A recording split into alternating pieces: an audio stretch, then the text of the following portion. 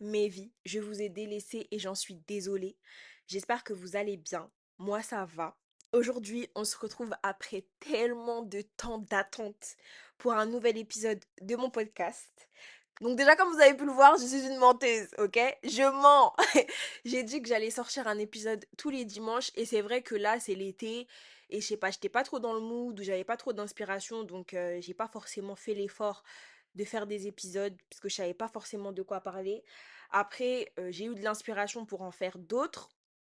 Mais comme j'avais envie d'être bien préparée pour ces épisodes-là, j'ai préféré ne pas les tourner avant d'être parfaitement prête.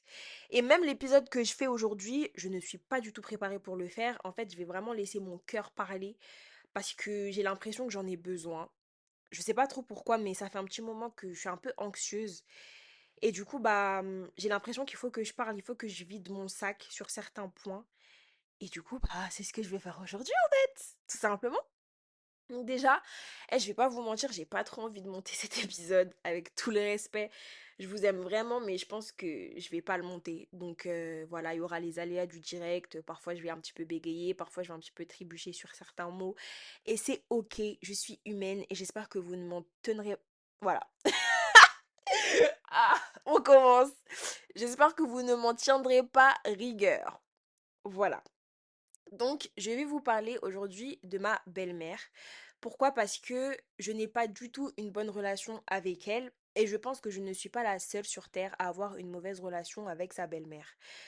Euh, j'ai pas envie de me contenter de simplement vous faire une story time et de simplement vous raconter ce qui a pu se passer entre nous, même si à un moment donné j'ai voulu le faire.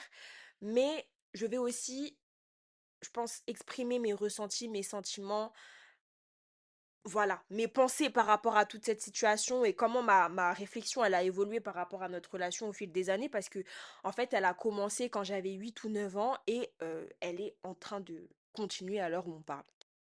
Donc voilà, je vais donc rentrer dans le vif du sujet sans plus tarder. Donc déjà, les raisons pour lesquelles j'ai eu autant envie d'en parler, c'est parce que il s'est passé quelque chose d'assez dramatique récemment. J'ai perdu un oncle, donc c'était un ami d'enfance à mon père. Et c'est vrai que, bah, étant donné qu'on vient d'une petite ville et que mes parents viennent de cette ville également, il y avait beaucoup de gens euh, à ses funérailles, y compris des ex. Et donc moi j'y étais parce que c'était mon oncle, c'était l'ami d'enfance de mon père. Mon père y était, il faisait partie des organisateurs des funérailles. Il y avait sa femme, bien évidemment, ma petite sœur qui est la fille du coup de ma belle-mère et de mon père, et ma mère. Et comme ma belle-mère, elle n'était pas du tout contente de voir ma mère présente, elle a fait des réflexions à mon père un petit peu désobligeantes. Et ces réflexions me sont revenues à l'oreille, en fait. Elles m'ont été remontées. Donc, ça m'a blessée, ça m'a vraiment froissée. Et même si en la voyant, je me suis dit, bon, bah, c'est la mère de ma petite sœur, parce que j'aime et que je respecte ma petite sœur, je peux aussi l'aimer et la respecter et faire en sorte que ça se passe bien entre nous. En fait, en entendant qu'elle avait fait ce genre de réflexion par rapport à la présence de ma mère, je me suis rendu compte que c'était juste une femme foirée en fait, que clairement il y avait plus d'espoir pour elle, qu'il y avait plus d'espoir pour nous, pour notre relation, et que ça servait à rien de vouloir tendre l'autre joue et de se la jouer en mode bonne samaritaine. Non, c'est fini. Sortez les lions. Bref. Donc, on va rentrer dans la genèse. J'ai rencontré ma belle-mère quand j'avais peut-être 9 ans, quelque chose comme ça. Parce qu'en fait, mes parents, ils se sont séparés quand j'en avais 4. Et pendant 5 ans, donc même si ma mère, elle a eu l'occasion de refaire sa vie, mon père, il a eu des compagnes, mais il ne m'en a jamais présenté aucune. Donc j'imagine que c'était pas aussi sérieux que ça. En ce qui concerne ma belle-mère, c'est la première femme qu'il m'a présentée et c'est vraiment la première femme que j'ai vue avec mon père. C'est-à-dire que même ma mère, je ne me souviens pas de l'avoir vue affectueuse en mode bisous bisous câlin câlin avec mon père. Et donc, quand je les ai vus ensemble, quand je les ai vus en mode amoureux, ça m'a fait bizarre parce que j'avais 9 ans et c'est une période où on y a mis un peu tout, on mélange un petit peu tout, donc t'as l'impression que en fait ton père c'est ton père mais c'est ton mari mais c'est ton ceci mais c'est ton cela, genre tu confonds tous les amours en un seul et même amour alors que je pense qu'il y a plusieurs amours, je vous apprends rien. Et clairement, c'est mon père. Voilà, c'est mon père et c'est son compagnon. Enfin, deux vérités peuvent coexister. Mais à ce moment-là, pour moi, étant donné que j'ai 8 ou 9 ans, je n'en fais pas du tout la dissociation et ça m'énerve, clairement. Je suis jalouse.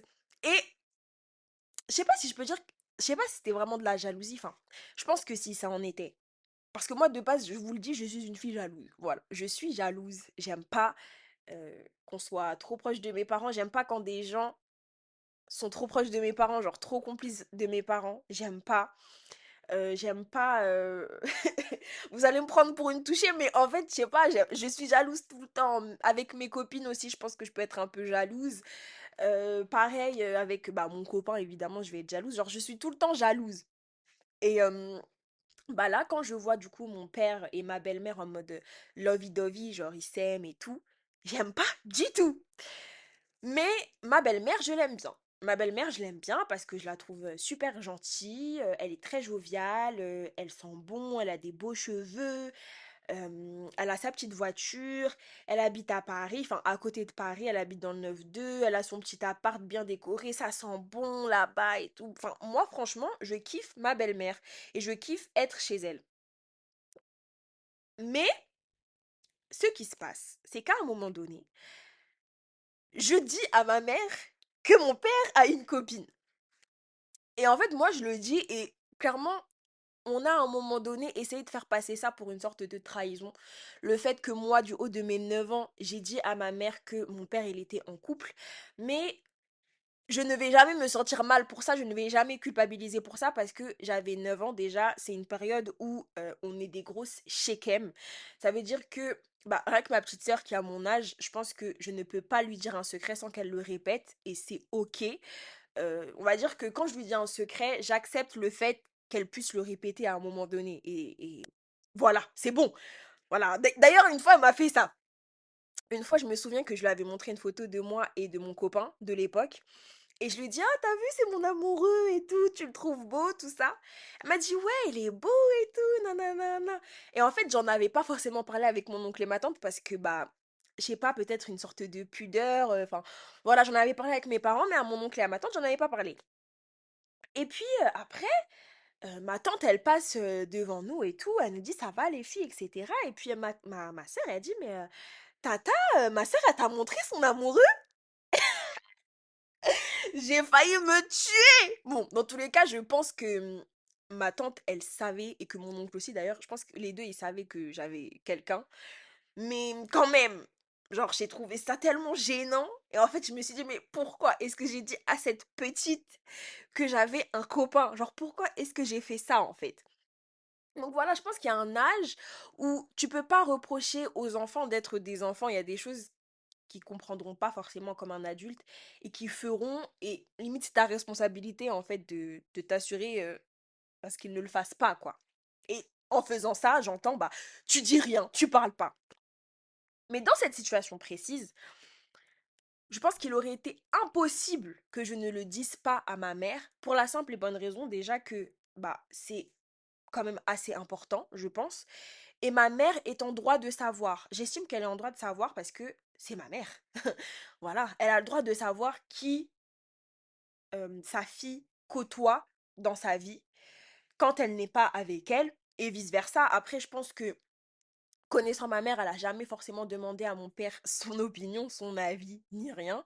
Je pense qu'elle s'est jamais vraiment prise la tête pour qu'en gros mon père il soit genre sécure par rapport aux personnes qu'elle a pu fréquenter. Mais en tout cas, je pense que c'est un droit des deux parents de savoir qui leur enfant fréquente quand il n'est pas avec eux. Et du coup, moi, un jour, je suis au téléphone avec ma mère et tout, et je lui dis, maman, tu sais que papa, il a une chérie? Elle me dit, ah bon et tout. Et en plus, c'est la première chérie que mon père me présente, donc forcément, ça marque le coup, quoi. Il me dit, ah bon et tout, c'est qui, tout ça, comment elle s'appelle et tout. Et moi, je lui dis, ah bah, elle s'appelle, on va l'appeler Gothel. Voilà. Je lui dis, elle s'appelle Gothel. Et elle me dit, ah bon, mais c'est marrant, j'en connais une et tout, c'est quoi son nom de famille? Et en fait, je demande à mon père le nom de famille de ma belle-mère et il ne me répond pas.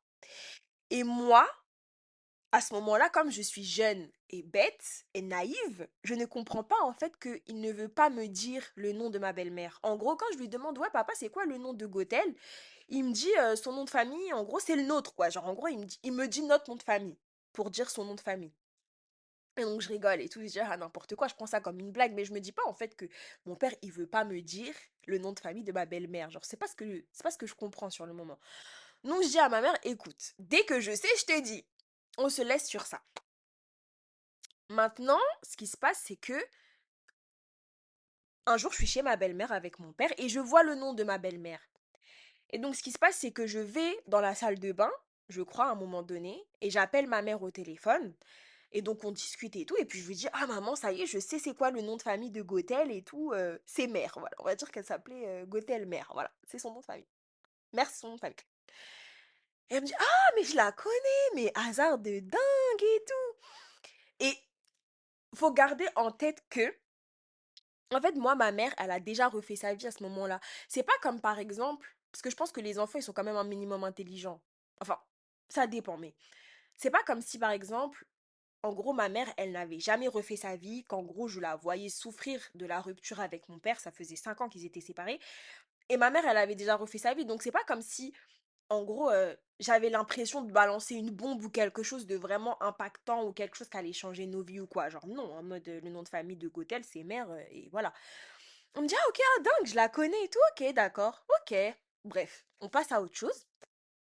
Et puis après, je sais plus si elle me demande de lui passer mon père ou si elle appelle mon père directement. Toujours est-il que elle l'embrouille. Elle l'embrouille, elle l'allume, elle l'allume, elle l'allume, et elle lui dit moi je veux pas que cette vieille meuf elle soit dans la vie de ma fille. En gros, elle critique ma belle-mère. Et la raison derrière tout ça, c'est qu'en fait, ma belle-mère et ma mère, elles étaient copines dans leur jeunesse, elles étaient amies. Donc ma mère, elle a déjà dormi chez elle et vice-versa, il me semble. Voilà, ma mère, elle sait pas mal de choses sur ce qu'elle a fait de sa jeunesse, etc., etc. Donc clairement, genre, voilà, c'est... Voilà. C'était des copines. Après, elles ont pas forcément gardé contact. C'est-à-dire que, bah, moi, à ce moment-là, enfin, les copines, on va dire, d'enfance de ma mère, les filles qu'elle avait dans son entourage, j'en connaissais. Même des copines, par exemple, qu'elle avait eues au lycée et tout, des tatas, patati patata, j'en connaissais. Mais elle, je n'avais jamais entendu parler d'elle. Donc, je pense qu'elle s'était perdue de vue depuis un moment.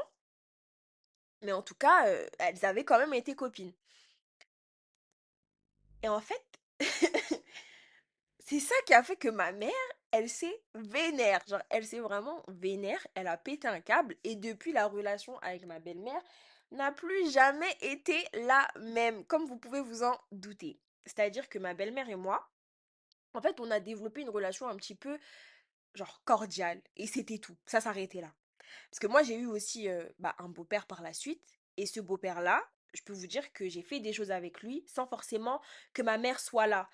J'ai su établir des liens avec lui sans que ma mère soit là. J'ai jamais eu la sensation, parce qu'ils étaient séparés avec ma mère, que je ne pouvais pas lui parler. Et encore à l'heure qu'il est, genre, je pouvais le qualifier comme étant mon beau-père. Vous voyez ce que je veux dire? Parce que pour moi, c'est ce qu'il a été vraiment dans ma vie et ce qu'il continue d'être. Mais avec elle, c'est vraiment devenu genre cordial, genre froid. Et aussi, ce qui s'est passé, c'est que, en gros, ma belle-mère, quand j'étais chez mon père, avant qu'ils s'installent ensemble et que je doive passer mes vacances, du coup, chez eux ensemble, j'étais beaucoup avec mon père, du coup, j'étais chez mon père, et en fait, mon père, il recevait tout le temps des appels de ma belle-mère. Genre, ma belle-mère, elle l'appelait tout le temps, tout le temps, tout le temps. Pratiquement tous les jours. Et moi, ça m'énervait parce que je me disais, bon, déjà, comme je vous ai dit, je suis une fille jalouse. Mais je me disais, bon, lui, tu l'as 24 heures sur 24, tu l'as tout le temps. Genre, accorde-moi au moins mes 2 semaines de vacances scolaires avec lui. Tu vois, tu peux l'appeler de temps en temps et tout, au calme, mais tu l'appelles tout le temps. Et du coup, bah, il arrête ce qu'il fait, puis il te répond. Enfin, je trouvais ça vraiment chiant.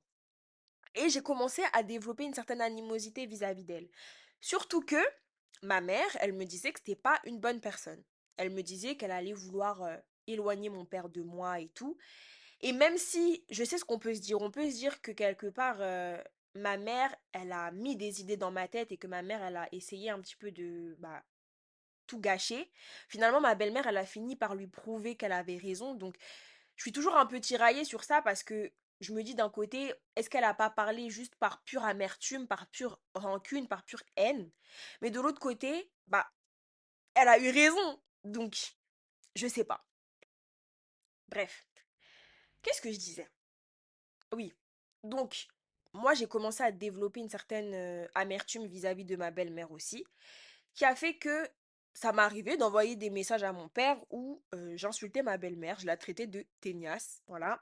Ou alors, je faisais des lettres et je la traitais de sorcière. Évidemment, elle est tombée sur chacun de ces messages et chacune de ces lettres.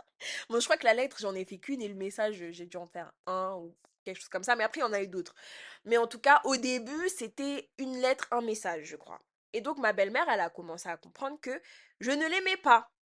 Et surtout, de ce que j'ai compris, elle s'est sentie trahie, que j'ai dit à ma mère, en gros, bah, qu'elle fréquentait mon père. Mais ça, encore une fois, c'est quelque chose que je trouve complètement stupide si c'est vrai, parce que bah, je suis une petite fille de 9 ans, j'ai l'âge que ma petite sœur elle a aujourd'hui en fait. Donc clairement, je vais pas avoir la maturité de comprendre qu'il y a certaines choses que je ne dois pas dire, je comprends pas pourquoi je ne dois pas les dire. Et surtout, enfin voilà, ma mère, je vois pas pourquoi elle a pas le droit de savoir que mon père et elle, ils se fréquentent. Genre, enfin, c'est ma mère en fait. Si vous avez rien à vous reprocher, il est où le problème? Mais bref. Et du coup, bah, quand je voyais ma belle-mère, quand j'étais avec ma belle-mère, c'était devenu tendu. Et je vais pas vous mentir que d'un autre côté, je la comprends un peu. Vous voyez, c'est ça qui est bien chez moi, c'est que je suis très ouverte d'esprit. Je suis très ouverte d'esprit. Je comprends un peu ma belle-mère aussi d'un côté parce que je sais qu'il y a plein de choses que j'ai faites qui n'étaient pas forcément respectueuses vis-à-vis d'elle, pardon, qui n'étaient pas forcément normales. Et en fait, je peux vous dire que mon père ne m'a jamais réprimandé par rapport à ça. Il m'a très rarement demandé de m'excuser par rapport aux choses que je lui ai faites, mais vraiment faites. Et du coup, bah, à chaque fois que je faisais quelque chose, quelque part, j'étais pas chez eux, j'étais chez moi dans ma ville. Et puis après, j'allais chez mon père en vacances. Je la voyais, ah salut, ça va, comme si de rien n'était, alors que elle a vu les messages que j'ai envoyés à mon père, elle sait ce que je pense d'elle, et donc ça devient forcément bizarre. Et le fait qu'on ne confronte pas forcément cette situation et qu'on ne la mette pas sur le tapis et qu'on ne s'explique pas à ce sujet, même si j'étais petite, et bah pour moi, ça rend la chose encore plus bizarre, genre vraiment. Et d'un autre côté, je pense que bah elle aussi, elle a jamais eu de mal à m'envoyer des petites remarques passives-agressives, à me faire des petites micro-agressions par-ci par-là, mais de toute façon, je vais revenir dessus. Et donc, pourquoi est-ce que tu ne peux pas te poser avec moi pour m'expliquer certaines choses? Vous voyez ce que je veux dire? Un jour, c'est un petit peu personnel, mais je m'en moque, ok? Parce il faut que vous compreniez. Un jour, je me souviens, je sais plus c'était quand, j'avais quel âge, mais je les entends se faire des petites papouilles, se faire des petits câlins, des petites embrassades, mais on va dire, genre, le niveau un peu au-dessus, quoi, si vous voyez ce que je veux dire. Voilà. En gros, ils sont en train de faire des petits jeux vicieux. On va appeler ça comme ça. Et en fait, moi, je les entends et ça ne me plaît pas. Voilà, donc je dis pas qu'ils étaient en train de... Voilà, mais en tout cas, je les entends faire des petits jeux vicieux, ça ne me plaît pas. Je n'aime pas. Et donc, à un moment donné, je fais ressentir ma présence. Je sais plus exactement comment je fais, mais je fais ressentir ma présence. Et le lendemain, pendant que ma belle-mère, elle me coiffe ou je sais plus ce qu'elle fait, je crois qu'elle me met de la crème dans le dos, je sais plus ce qu'elle me fait. Mais bref, en tout cas, elle est en train de s'occuper de moi. Et elle me dit, tu sais, Betsabe, ton papa, c'est un homme et tout, il a besoin qu'on lui fasse du bien et tout. Et ça, je vous promets, je pourrais jamais l'oublier. Et je pourrais jamais inventer une chose pareille parce que tu ne peux pas inventer une telle chose. Et donc je me dis comment est-ce que tu peux te poser avec moi qui suis mineure, j'ai même pas la majorité sexuelle, j'ai même pas 13 ans, je suis même pas encore dans l'adolescence, tu peux te poser avec moi et m'expliquer que mon père est un homme qui a besoin d'être satisfait charnellement, mais tu ne peux pas te poser avec moi pour m'expliquer que mon père, c'est mon père, que toi, t'es sa compagne et qu'en gros, bah, voilà, il y aura jamais de comment dire? De conflit entre nous parce que dans tous les cas, on a une position différente et que jamais tu vas m'enlever mon père ou je ne sais quoi. Vous voyez ce que je veux dire ou pas? Mais je sais que vous allez comprendre ce que je veux dire parce que c'est tellement logique en fait. Elle est tartée! Non, je rigole. À moitié, mais bref. Et du coup, voilà. Forcément, au fur et à mesure, la relation, elle s'est un petit peu dégradée. En plus, là, c'était différent parce que mon père et elle, ils ont emménagé ensemble. Et en fait, mon père, il a emménagé chez elle. Donc même si c'était censé être leur appartement, moi j'avais quand même la sensation que c'était chez elles. Et du coup, je passais toutes mes vacances scolaires à partir de là chez eux. Et j'avais pas d'espace pour moi du coup parce qu'elle avait un appartement de célibataire. Donc clairement, il y avait une seule chambre avec la salle de bain dans la chambre et tout. Et moi, j'avais une chauffeuse à côté d'une grande baie vitrée qui menait à une terrasse. Donc voilà, je sais pas si vous savez ce que c'est une chauffeuse, mais c'est une sorte de matelas pliable, en gros, par terre, quoi. Genre un truc un peu, genre je dirais portable, quoi. Quelque chose que tu peux embarquer avec toi assez facilement et tout, que tu plies, que tu ranges, voilà. Et moi, j'étais pas du tout bien, que ce soit la nuit, que ce soit le jour, parce que le jour, j'étais gênée, et la nuit, je n'arrivais pas à dormir, parce que j'ai toujours eu des problèmes de sommeil, donc je n'arrivais pas à dormir, j'étais pas confortable. Ils me mettaient des lumières, ils essayaient un petit peu de, voilà, de me mettre en confort, mais en fait, je n'étais tout simplement pas confortable parce que j'avais peur, et parce que, voilà, j'avais des problèmes de sommeil, tout simplement. Et du coup, bah, il y avait des moments où ce que j'allais faire, c'est que j'allais appeler ma mère ou alors j'allais allumer la télé. Et en fait, c'était comme si on me le disait pas forcément, mais en fait, je dérangeais. En tout cas, mon père, il venait me voir et il me réprimandait un peu. Et je sentais que je dérangeais. Alors que je faisais pas ça parce que, je sais pas, j'avais pas envie de dormir ou je faisais pas ça parce que, je sais pas, en gros, je sais pas, j'avais envie d'être chiante ou quoi. Je faisais juste ça parce que j'avais peur, j'arrivais pas à dormir. Et ça, c'est un truc que j'ai depuis la nuit des temps. Encore aujourd'hui, j'ai peur du noir et je ne peux pas dormir sans regarder un truc, vous voyez. Donc, j'ai toujours eu des problèmes comme ça. Et toutes ces choses-là ont fait que j'ai commencé à vraiment me sentir mal à l'aise chez eux. Et quand j'ai commencé à rentrer, quand j'ai commencé à rentrer, est-ce que ça se dit? Quand je suis rentrée dans l'adolescence, et bah, ça s'est amplifié du coup. Et à un moment donné, je n'avais plus du tout envie d'aller là-bas, clairement. Parce que chez ma mère, j'ai toujours eu une sorte d'indépendance. Même si j'étais petite au début, j'ai quand même été très seule pendant très longtemps parce que ma mère, elle travaillait beaucoup. Donc, je m'occupais seule, je faisais ma vie, enfin, personne ne me disait rien. Et donc, à l'adolescence, c'est encore pire parce que voilà, quand j'étais petite, je restais dans le cadre de ma maison, de chez moi et tout, mais à l'adolescence, bah, tu peux sortir, t'as tes copines, tu sors avec tes copines, tu vas à tel endroit avec tes copines, tu fais ça, tu fais ça, tu fais ça, tu vas au cinéma, tu vas au centre commercial, tu vas en centre-ville, enfin bref, tu fais ta vie et c'est fun. Mais là, j'étais coincée, je devais aller chez mon daron avec une belle-mère avec qui je m'entends pas spécialement.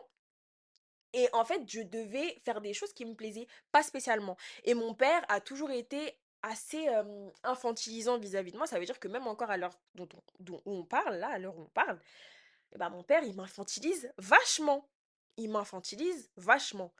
Donc, c'est compliqué à ce moment-là et j'ai pas forcément envie d'aller chez eux, mais ma mère me force à aller là-bas. Parce que je pense qu'elle veut pas qu'en gros ma belle-mère, elle gagne, entre guillemets, et qu'elle elle, elle puisse, en gros, vraiment mettre le grappin sur mon père complètement. Et d'ailleurs, j'ai oublié un truc. Et je sais pas comment j'ai fait pour oublier ça. Mais quand j'étais plus petite, du coup, à ce moment-là, j'étais plus petite. Donc j'avais peut-être 9 ou 10 ans, je sais plus, mais en tout cas, j'étais pas adolescente. Donc j'étais chez mon père et en gros, ils avaient déplié justement ma chauffeuse dans laquelle je dormais. Ils étaient allongés dedans et ils se faisaient des papouilles. Et moi, je n'aimais pas ça. Alors, à ce moment-là, je sais pas si c'était de la jalousie ou si c'était parce que j'étais mal à l'aise, parce que dans tous les cas, ça me mettait toujours mal à l'aise en fait de voir un couple se faire des petites papouilles et patati et patata. Et je pense que c'est même pas forcément que moi, je pense qu'il y a beaucoup de personnes à qui ça fait ça. Du coup, moi, je suis à côté, je suis assise sur le fauteuil qui est à côté d'eux, je suis sur l'ordinateur de mon père et en fait, mon père, il essaye de me taquiner, il essaye de me pincer. Mais moi, je fais la gueule en fait. Parce qu'en fait, tu fais tes trucs là, tu me touches pas.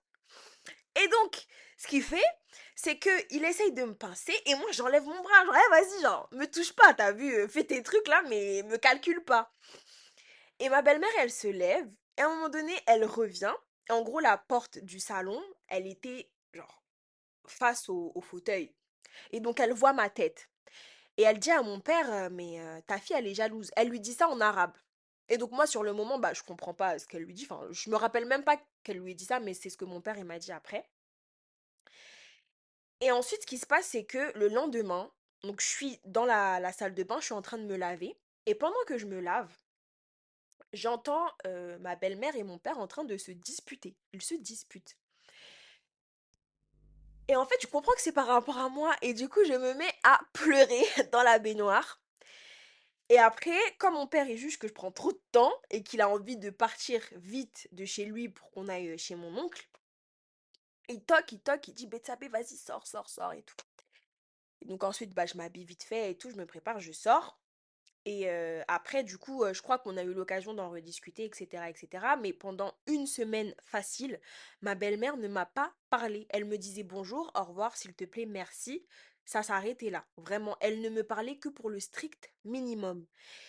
Et je sentais le froid, il était palpable.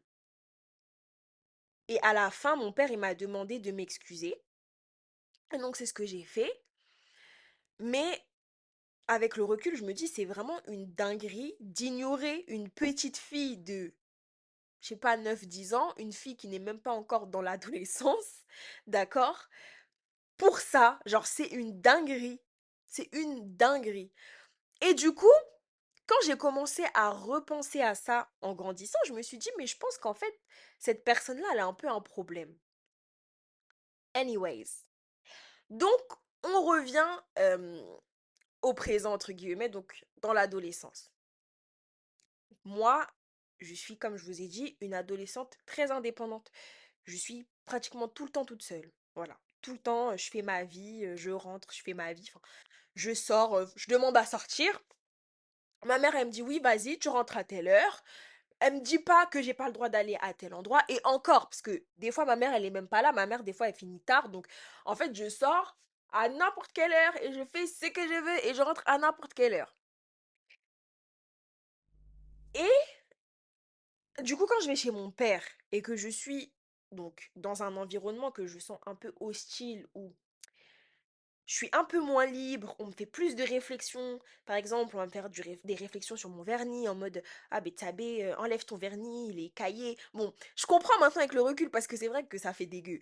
Mais si par exemple, genre tu passes d'un environnement où en mode les gens ils sont détente, tranquille, en mode relax, et après tu passes dans un environnement où on est là, on te regarde, on t'observe, Betsabé, fais ci, fais ça, non, fais pas ci, fais pas ça, et bah forcément, en tant qu'ado, t'es un peu. Voilà, ça te saoule un peu. Et du coup, mon père, il me disait, Betsabé, enlève ton vernis, il est en train de s'écailler. Il voulait pas me laisser seule. Ma belle-mère, elle voulait pas que je reste seule chez eux. Et en fait, son excuse, c'était, voilà, elle est tout le temps toute seule chez elle et tout. Donc ici, je veux pas qu'elle soit seule. La vérité, c'est qu'elle voulait pas que je foute le bordel chez elle. Ce que je peux à moitié comprendre parce que je suis une fille bordélique. Et là, ça va encore, je me suis calmée. Mais quand j'étais plus jeune, j'ai été bordélique pro max. Ça veut dire qu'aujourd'hui, je suis bordélique que si mentalement ça va pas. À ce moment-là, j'étais bordélique tout le temps. Alors, que je sois heureuse, que je sois malheureuse, j'ai été tout le temps bordélique. Et du coup, je devais me lever tous les matins avec mon père et partir avec mon père à son travail, parce qu'en fait, mon père, il travaillait dans la ville où mes grands-parents, ils habitaient. Donc, je devais aller dans cette ville tous les matins avec mon père, prendre le TER tous les matins avec mon père, pour du coup rester chez ma grand-mère pendant toute la journée. Et ensuite, le soir, je rentre. Et donc, j'adorais ma grand-mère. J'adorais passer du temps avec ma grand-mère, j'adorais être avec ma grand-mère. Mais c'est vrai que, genre, ma grand-mère, elle habitait à Creil. Voilà, elle habitait à Creil. Donc, Creil, si vous connaissez pas, c'est une ville avec tout le respect. J'aime cette ville, mais il n'y a rien dedans. Il n'y a rien à faire à Creil. Il n'y a rien à faire. Et donc, t'es une ado, tu vas à Creil, évidemment que tu te fais chier. Genre, c'est une certitude. Tu t'emmerdes. Tu t'emmerdes. Bref. Donc, le temps passe, malgré tout. Et en fait, ma belle-mère et moi, c'est compliqué parce que c'est pas stable. Ça veut dire que c'est pas on s'entend pas ou alors on s'entend. C'est des fois on s'entend, des fois on s'entend pas, des fois on se parle, des fois on se parle pas trop, des fois c'est chaleureux, des fois c'est froid, ça dépend vraiment. Mais une chose est sûre en tout cas, c'est que moi, j'ai la sensation de devoir tout le temps marcher sur des œufs avec ma belle-mère parce que chaque occasion est bonne pour elle pour faire une crise ou alors pour me lancer des petites remarques passives-agressives. Un jour, on était à H&M et je me souviens que j'avais vu un petit haut qui était super moche. Et je dis à ma belle-mère, ouais, t'en penses quoi de ce haut? Elle me dit, moi j'aime pas trop. Je dis, ok. Mon père, il est pas loin, je vais lui montrer. Je dis, papa, tu penses quoi de ce haut? Il me dit, j'aime pas trop. Je dis, ok, je vais l'essayer. Et après, donc moi je le sais pas sur le moment, mais plus tard, mon père, il me l'a dit. Après, en fait, ma belle-mère, quand j'ai demandé à mon père son avis, ça l'a froissé parce qu'en fait, elle a interprété ça comme si, en gros, je disais que son avis à elle, je m'en foutais et que c'était que l'avis de mon père qui comptait. Et du coup, elle a dit, bon, bah, démerdez-vous. Et elle s'est barrée. Et mon père, il l'a rattrapée en mode, mais qu'est-ce que tu fais? Genre, tu joues à quoi? Moi, à ce moment-là, j'ai pas vu parce que j'étais en train de faire la queue pour les cabines d'essayage. Mais en tout cas, mon père, il l'a rattrapée. Il a dit, mais tu joues à quoi? Genre, pourquoi est-ce que tu pars? Genre, c'est rien, tu vois. Genre, non, vraiment, c'est rien et tout, tranquille, t'inquiète. Elle l'a pas pensé comme ça et tout, vas-y, viens. Et en fait, quand j'ai entendu ça, je me suis dit, mais on frôle la folie, là. Et du coup, quand t'entends ce genre de petites choses ou qu'il y a ce genre de petites phases qui se passent, et c'est peut-être une accumulation des choses qui s'étaient passées avant qu'elle n'avait pas digéré, hein, en vrai c'est possible, mais en tout cas quand t'es ado et que tu vois toutes ces choses-là se passer, tu te dis en gros je dois être très très attentive à ce que je fais et à ce que je dis, parce que tout peut être décortiqué et tout peut être sujet à des disputes, à des conflits. Et moi, évidemment, je n'avais pas envie de ça. Encore aujourd'hui, je vais vous dire la vérité. Je pense que j'ai envie d'entrer en conflit avec une personne que quand la personne, elle fait des trucs qui m'énervent. Mais sinon, je n'aime pas être en conflit avec les gens. Voilà. Je n'aime pas, par exemple, faire un truc qui vexe et après la personne, elle est fâchée contre moi. J'aime pas ça. Vraiment, j'aime pas ça. Donc moi, je me dis, bah, voilà, elle se vexe assez facilement et tout, elle se vexe rapidement, genre j'ai l'impression que je peux pas trop être moi-même et c'est un peu difficile pour moi de d'accepter ça et du coup j'ai vraiment de moins en moins envie d'être là-bas. Et puis après, comme je vous ai dit, c'était plein de petites remarques passives-agressives, du genre ah Betsabé, tu mets du mascara à ton âge, bon je pense que je vais avoir 12 ou 13 ans. Bah, après je sais plus quand est-ce que j'ai commencé à me maquiller, mais je pense que j'ai commencé à me mettre du crayon sous les yeux, je devais être en CM2, quelque chose comme ça. Mais je le faisais pour le fun, pour m'amuser avec des copines à moi et tout. Après, je pense que quand j'étais en sixième, je devais mettre du mascara, peut-être un peu de gloss, pareil quand j'étais en cinquième. Voilà, après en quatrième, je mettais du crayon à lèvres. Pas comme aujourd'hui on peut le faire, hein, mais en mode... Eh bref. J'en mettais partout, voilà, je prenais ça pour du rouge à lèvres, mais c'était pas quelque chose de flashy, de pétant, genre du rouge à lèvres rouge ou je ne sais quoi. C'était en mode un petit truc couleur chair un peu et tout. Enfin, je crois. Et en fait, ma belle-mère, elle faisait plein de réflexions comme ça en mode ah, mais Betsabé, c'est trop jeune pour mettre du mascara, trop jeune pour mettre du rouge à lèvres. Moi, ma fille, elle fera pas ça. Moi, ma fille, elle fera pas ça. Moi, ma fille, elle ira pas dormir tout le temps comme ça chez les gens. Les gens étant mon parrain et ma marraine, étant des personnes chez qui j'ai grandi, mon parrain et ma marraine, genre littéralement avec mes cousins, etc., etc. Donc, c'est pas comme si c'était des inconnus, des gens comme ça qu'on connaissait pas, ou je sais pas, genre j'ai un mec et je vais dormir chez lui. Non, c'était pas ça. C'était vraiment ma famille. Et du coup, moi, j'entendais tout ça et forcément, j'avais pas besoin de d'avoir un QI hyper élevé pour comprendre en fait que c'était un peu genre c'était des pics quoi, qu'en fait on me lançait des shades. Et en fait, moi je supportais pas. Je ne supportais pas, je ne supportais pas. Et du coup, à un moment donné, je lui ai fait une réflexion très très méchante que je lui ai envoyée sur Facebook et que je ne dirai pas, pas parce que j'ai honte. Bon, je peux pas dire que j'ai pas honte de cette réflexion. Je pense que en tant que jeune femme aujourd'hui, je comprends vraiment pourquoi cette réflexion, elle était hyper déplacée. Mais je ne vais pas la dire parce que c'est sa vie privée et encore une fois, je suis une jeune femme. Donc voilà, genre j'ai quand même un minimum de respect et il y a des choses que je ne dirai pas. Mais en tout cas, j'ai dit des choses que je n'aurais pas dû dire et que je regrette. et pour lesquels je m'en veux. Et elle a jamais répondu, mais mon père a été mis au courant de ces textes-là, de ces messages-là que je lui ai envoyés. Et il m'en a parlé, mais pareil, il ne m'a jamais grondé. Et même quand j'ai revu ma belle-mère après lui avoir envoyé ces messages houleux, déjà, quand je lui ai envoyé ça, je l'ai dit à ma mère. Ma mère, elle m'a dit, Betsabé, c'est pas bien et tout. Mais elle m'a pas disputé, elle m'a pas grondé, elle m'a pas dit, ouais, excuse-toi ou je sais pas quoi. Et mon père, pareil, en fait, il m'a dit, ouais, elle m'a parlé d'un message que tu lui as envoyé et tout, mais c'était comme si, en fait, il était lui-même un peu gêné de me parler de ça et tout, parce que j'avais été vulgaire dans ce que j'avais dit, enfin, j'avais mal parlé, vraiment, j'avais mal parlé. Et en fait, après, j'ai revu ma belle-mère et je lui ai jamais présenté d'excuses pour ça. Genre, je n'ai jamais eu à lui demander pardon. Peut-être que déjà, moi, j'avais trop honte et j'étais trop timide et immature pour m'excuser. Mais en tout cas, personne ne m'a sommé de le faire. Personne ne m'a dit, Betsabe, faut que tu t'excuses, vas-y, excuse-toi. Donc je ne me suis jamais excusée pour ça. Et puis, après, je sais plus exactement ce qui a pu se passer, mais le temps est passé et j'ai eu une petite sœur. Et en fait, ma petite sœur, elle a été involontairement, vraiment involontairement la cause de ma rupture, entre guillemets, avec ma belle-mère, mais définitive. Pourquoi? Parce que quand ma petite sœur, elle était encore dans le ventre de sa mère, et bah, ma belle-mère et moi, genre pendant une assez longue période, on s'était pas vus, puis après on s'était vus et on s'entendait super bien. Genre vraiment, on était complices et tout. Elle était enceinte de ma petite sœur, on était complices, enfin voilà. Ma petite sœur, elle est née, je suis partie sur Paris pour la voir et tout. Elle était trop mignonne, elle était trop belle, elle avait plein de cheveux. Euh, voilà, enfin, c'était vraiment des moments heureux. Rien à dire.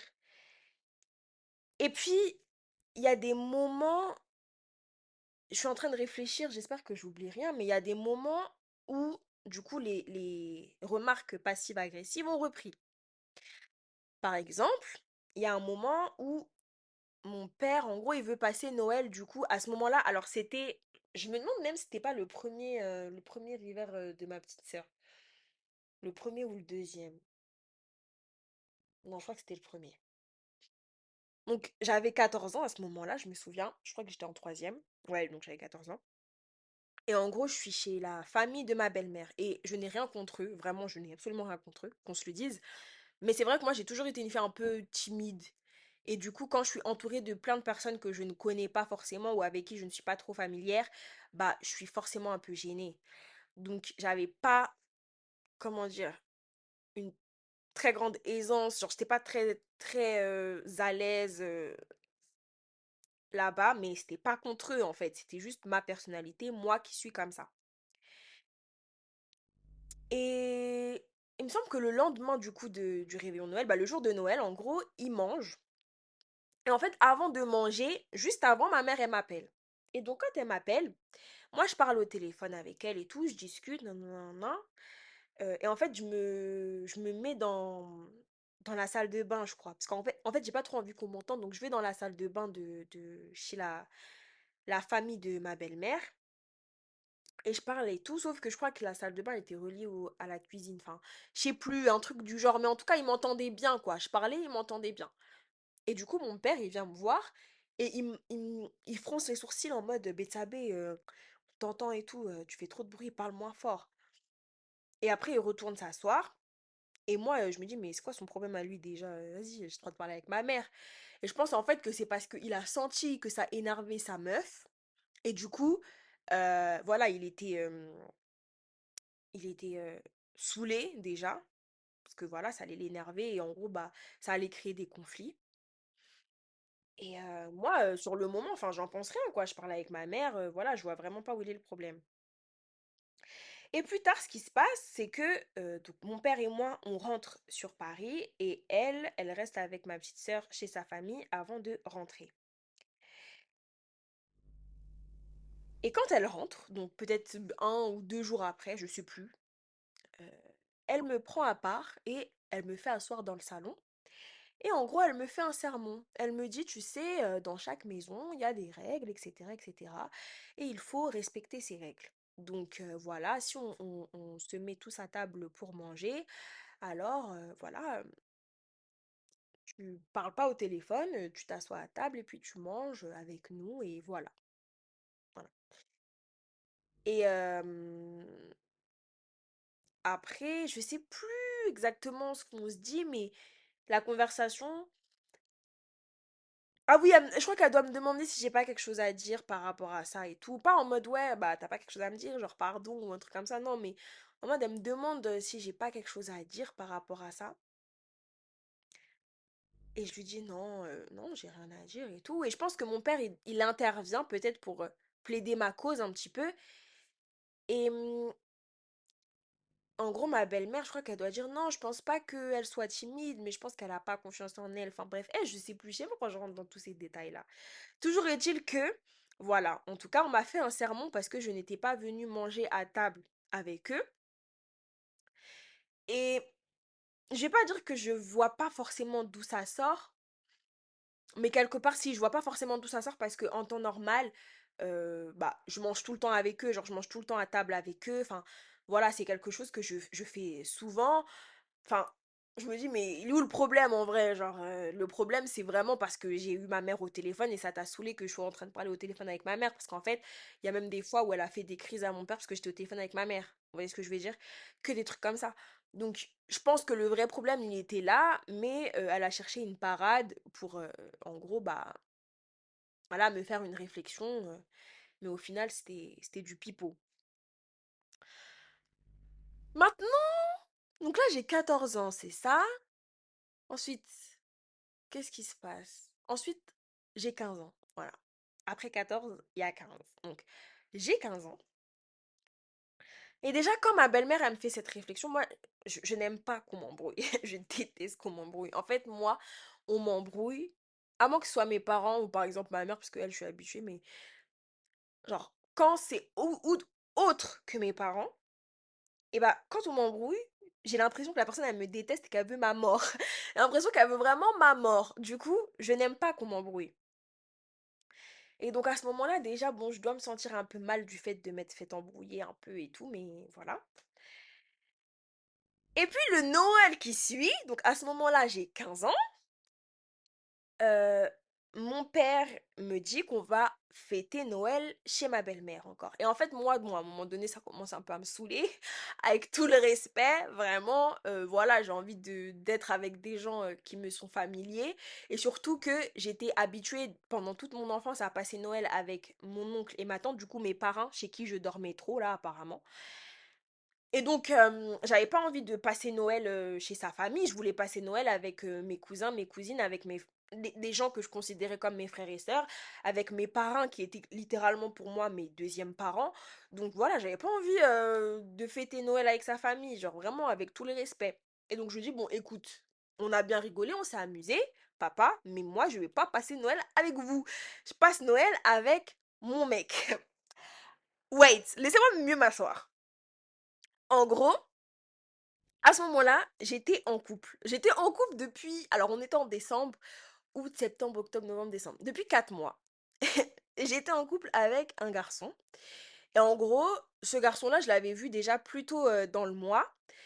Et on avait passé plusieurs jours ensemble et tout. Et j'espère que mes parents vont jamais voir ça.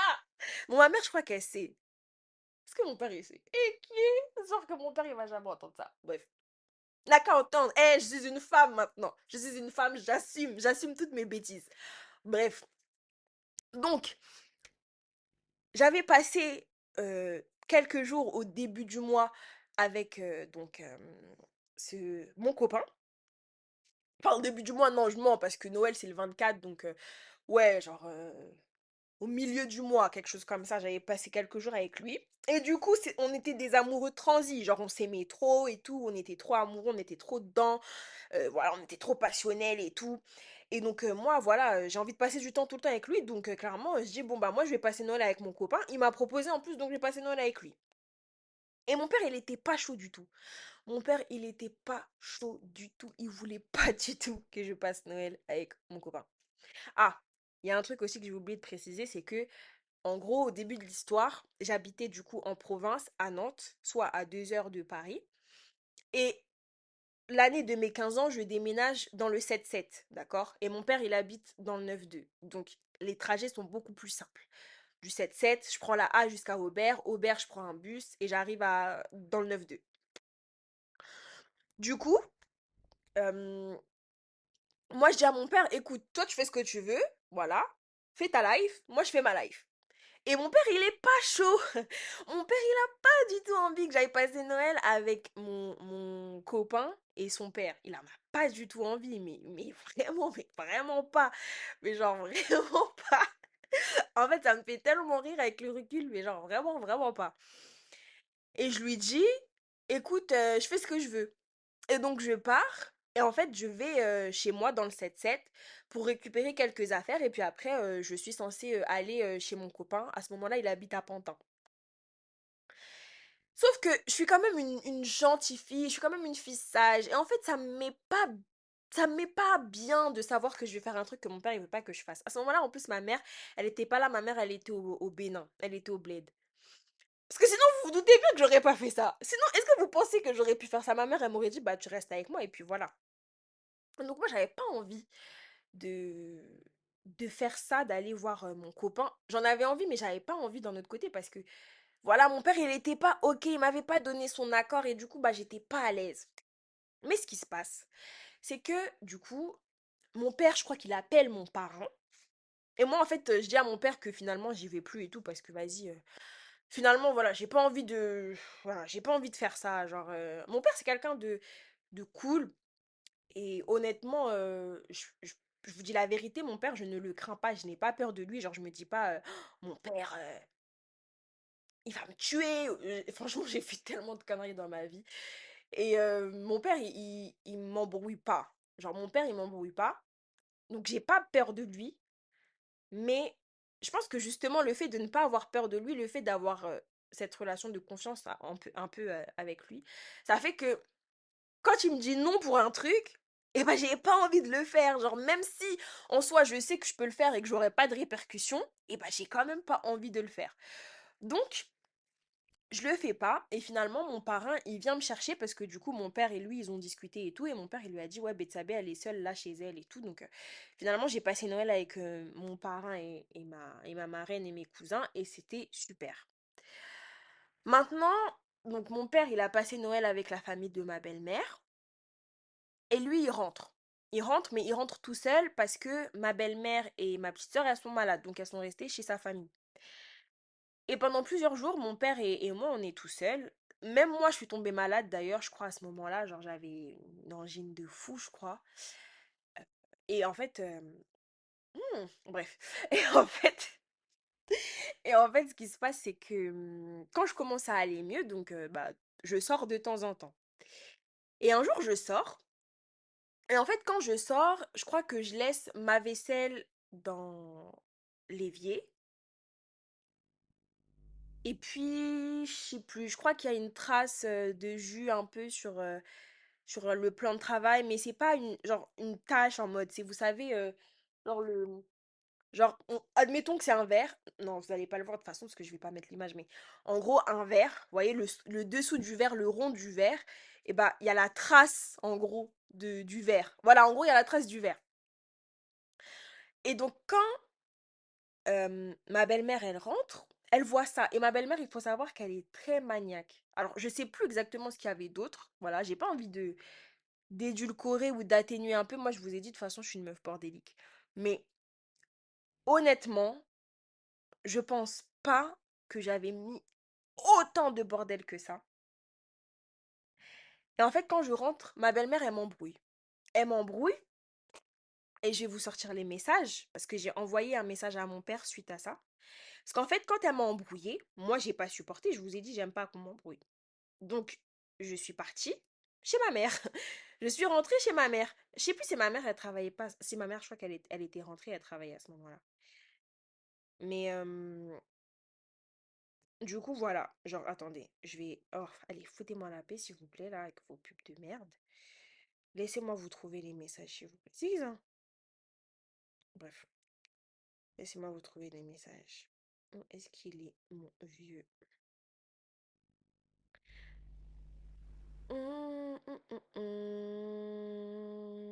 Ça me tue parce que... Ah voilà. Donc, j'ai pris la décision de rentrer. Je suis désolée si ça te blesse, si ça crée des histoires. Je veux juste rester tranquillement chez ma mère et ne plus jamais revenir chez toi.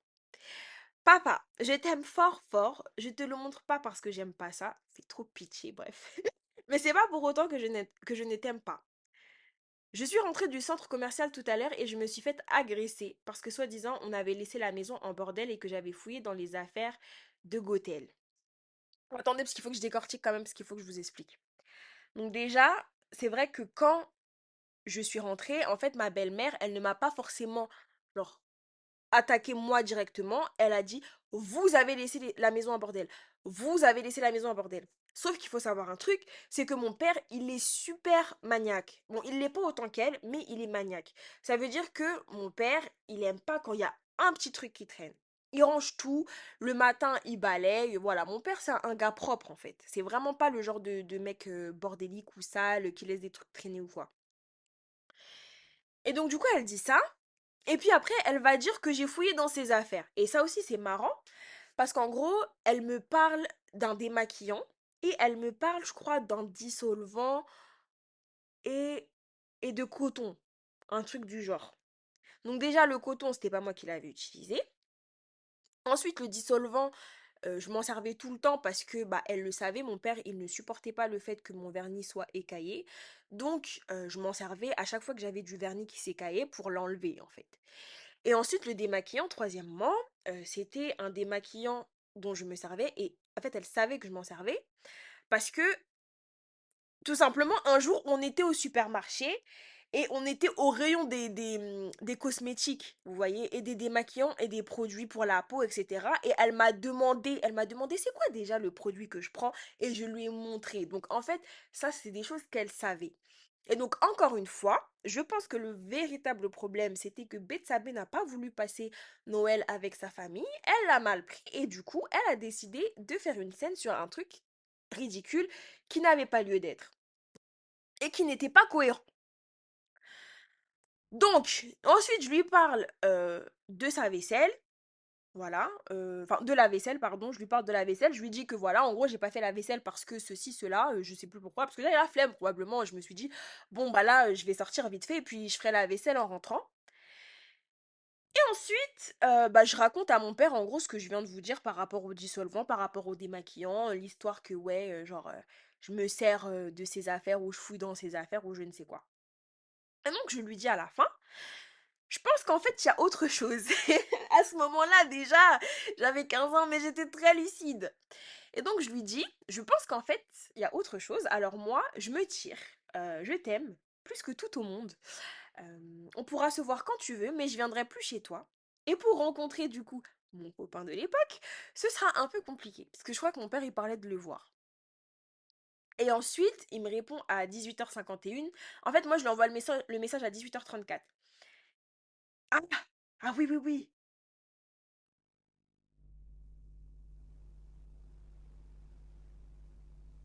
Attends. Ah oui. En gros, ce qui se passe, c'est que euh, mon père, comment dire? Je sais plus ce qui se passe. Attendez, est-ce que je suis perdue?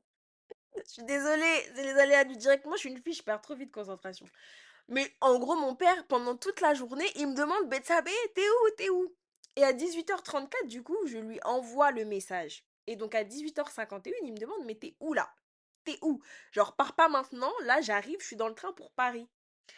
Et donc je lui dis, papa, désolé, je suis déjà chez moi. Je suis déjà dans le 7-7 avec Mickey, en fait, là. Je suis déjà avec Mickey. C'est bon, je suis rentrée. Et il me demande, elle t'a gueulé dessus?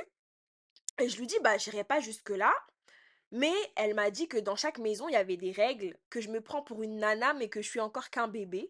Et qu'elle n'était pas d'accord pour me laisser seule et que les prochaines vacances, on s'arrangera. Mais je précise à mon père, moi, je viens pas les prochaines vacances. Désolée.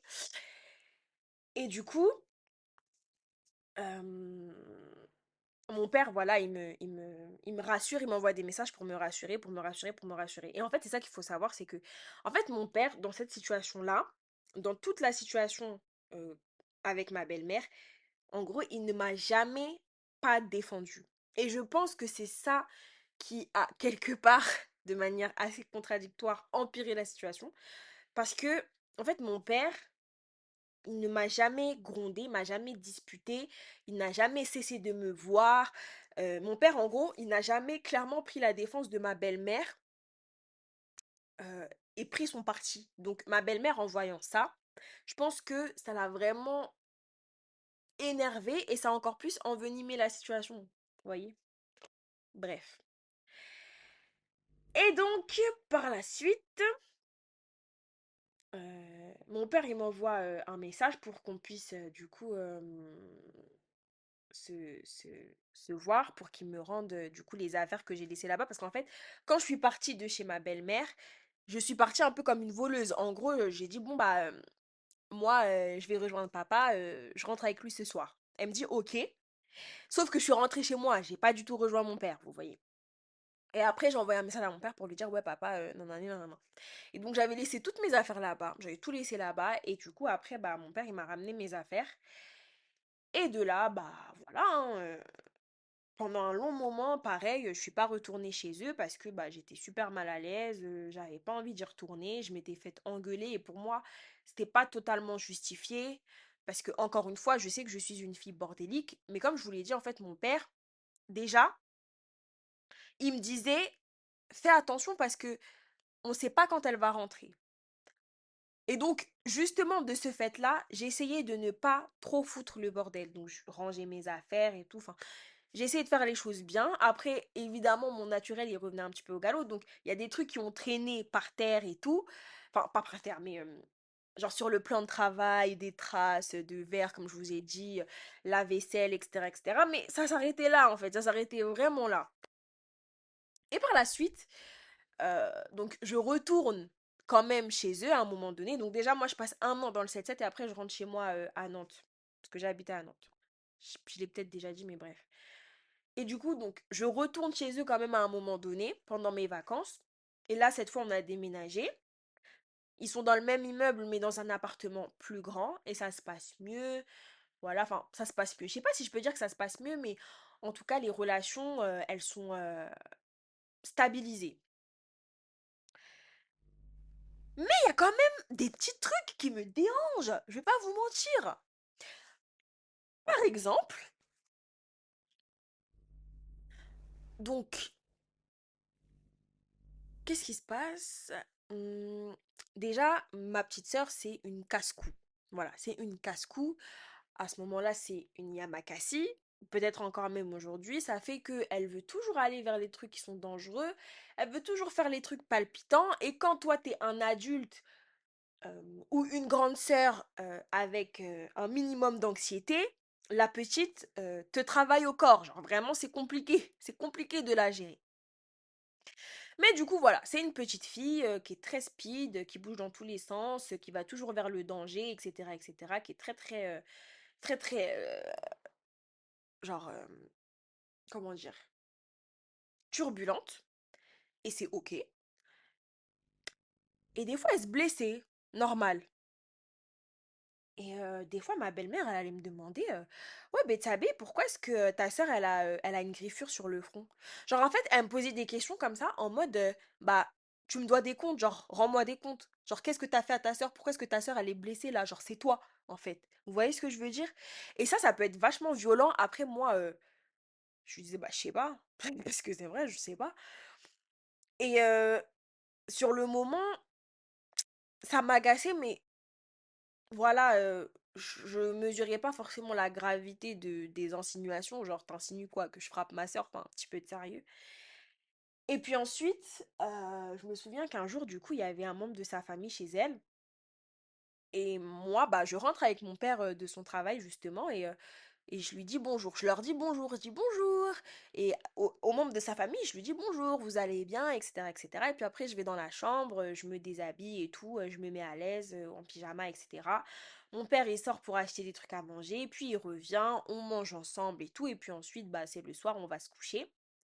Et le lendemain, quand mon père, il me réveille, il me demande d'aller faire la bise à ce membre-là de sa famille. Et donc, je dis ok, parce que je m'en fous. Enfin, ok, si tu veux. Et donc, je vais dans le salon. Et donc, je dis bonjour et je fais la bise, etc. Et puis, ma belle-mère, elle me dit non, mais Betsabe, tu sais, si t'as pas envie de faire la bise, fais pas la bise. Hein. C'est pas parce que ton père, il te dit de faire la bise qu'il faut que tu fasses la bise. Et en fait, je me dis, mais si mon père, il est venu me faire la bise déjà. Non, c'est pas ce que je voulais dire. Les aléas du direct encore. Si mon père, il est venu me demander de te faire la bise, de vous faire la bise, c'est que forcément, t'as dû faire une réflexion ou t'as dû lui laisser penser que ça t'avait dérangé que je ne vienne pas faire la bise aux membres de ta famille.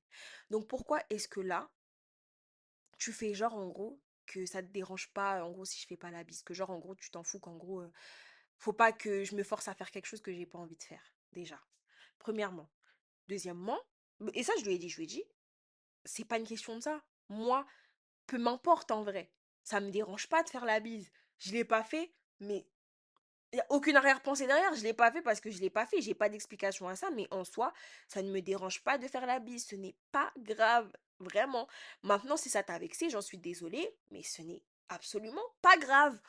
Et tout le monde, y compris le membre de sa famille, à ce moment me défendait. Ils me défendaient tous. Mon père me défendait. Il disait, mais non, mais elle a pas pensé comme ça. Et puis, le membre de sa famille disait, mais non, mais c'est pas grave. Ils me défendaient tous, en fait. Et il y avait que elle qui avait, pour je ne sais quelle raison, en vérité, je connais la raison, besoin de faire la meuf belliqueuse, genre fâchée, genre confrontation et tout, en mode, ouais, non, non, non.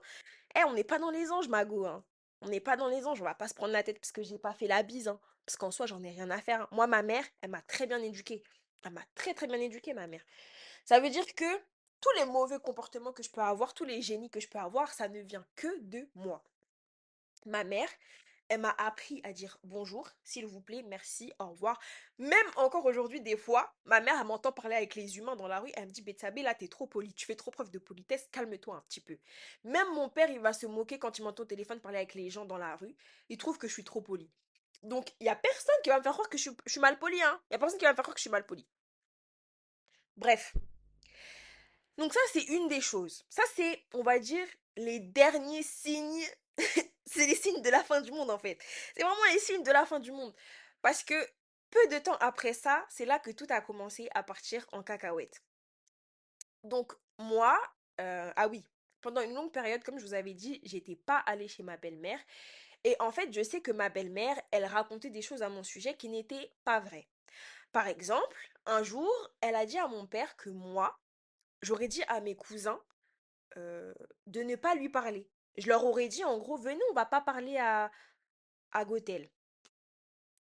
Sauf que moi, je n'ai aucun souvenir d'avoir dit ça. Et je sais que je n'ai pas une bonne mémoire. Et en fait, ce qui m'énerve avec les gens, c'est que je pense que comme ils savent que j'ai pas forcément une bonne mémoire et que moi j'ai envie d'être honnête et j'ai pas envie de faire preuve de mauvaise foi ou genre de donner l'impression de nier quelque chose que j'ai fait ou de ne pas assumer, et bah je suis en hésitation. Je me dis mais est-ce que j'ai vraiment dit ça? Est-ce que j'ai vraiment dit ça?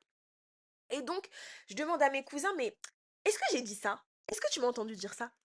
Est-ce que tu m'as entendu dire ça une fois? Et ils m'ont tous dit non, non, non, non, non, tu n'as pas dit ça. Et puis après, donc on lui demandait, enfin mon père lui a demandé, mais qui est la personne qui t'a dit qu'elle avait dit ça? Qui a dit ça en fait? Et la cousine en question qui avait dit ça, en gros c'est la cousine de ma cousine. Et elle et moi à ce moment-là, on était des petites, on s'entendait pas beaucoup. Et du coup, moi je me suis dit non. Je doute même que ma cousine, parce que je la considère quand même comme ma cousine, même si c'est la cousine de ma cousine, c'est ma cousine, c'est ma cousine. Je doute que ma cousine, ok, elle aille raconter ça, elle aille dire ça alors que c'est pas vrai. Genre vraiment, j'en doutais. Même si on s'entendait pas, ça me paraissait trop bizarre. Et je pense qu'un jour, j'ai dû lui demander si elle avait dit ça.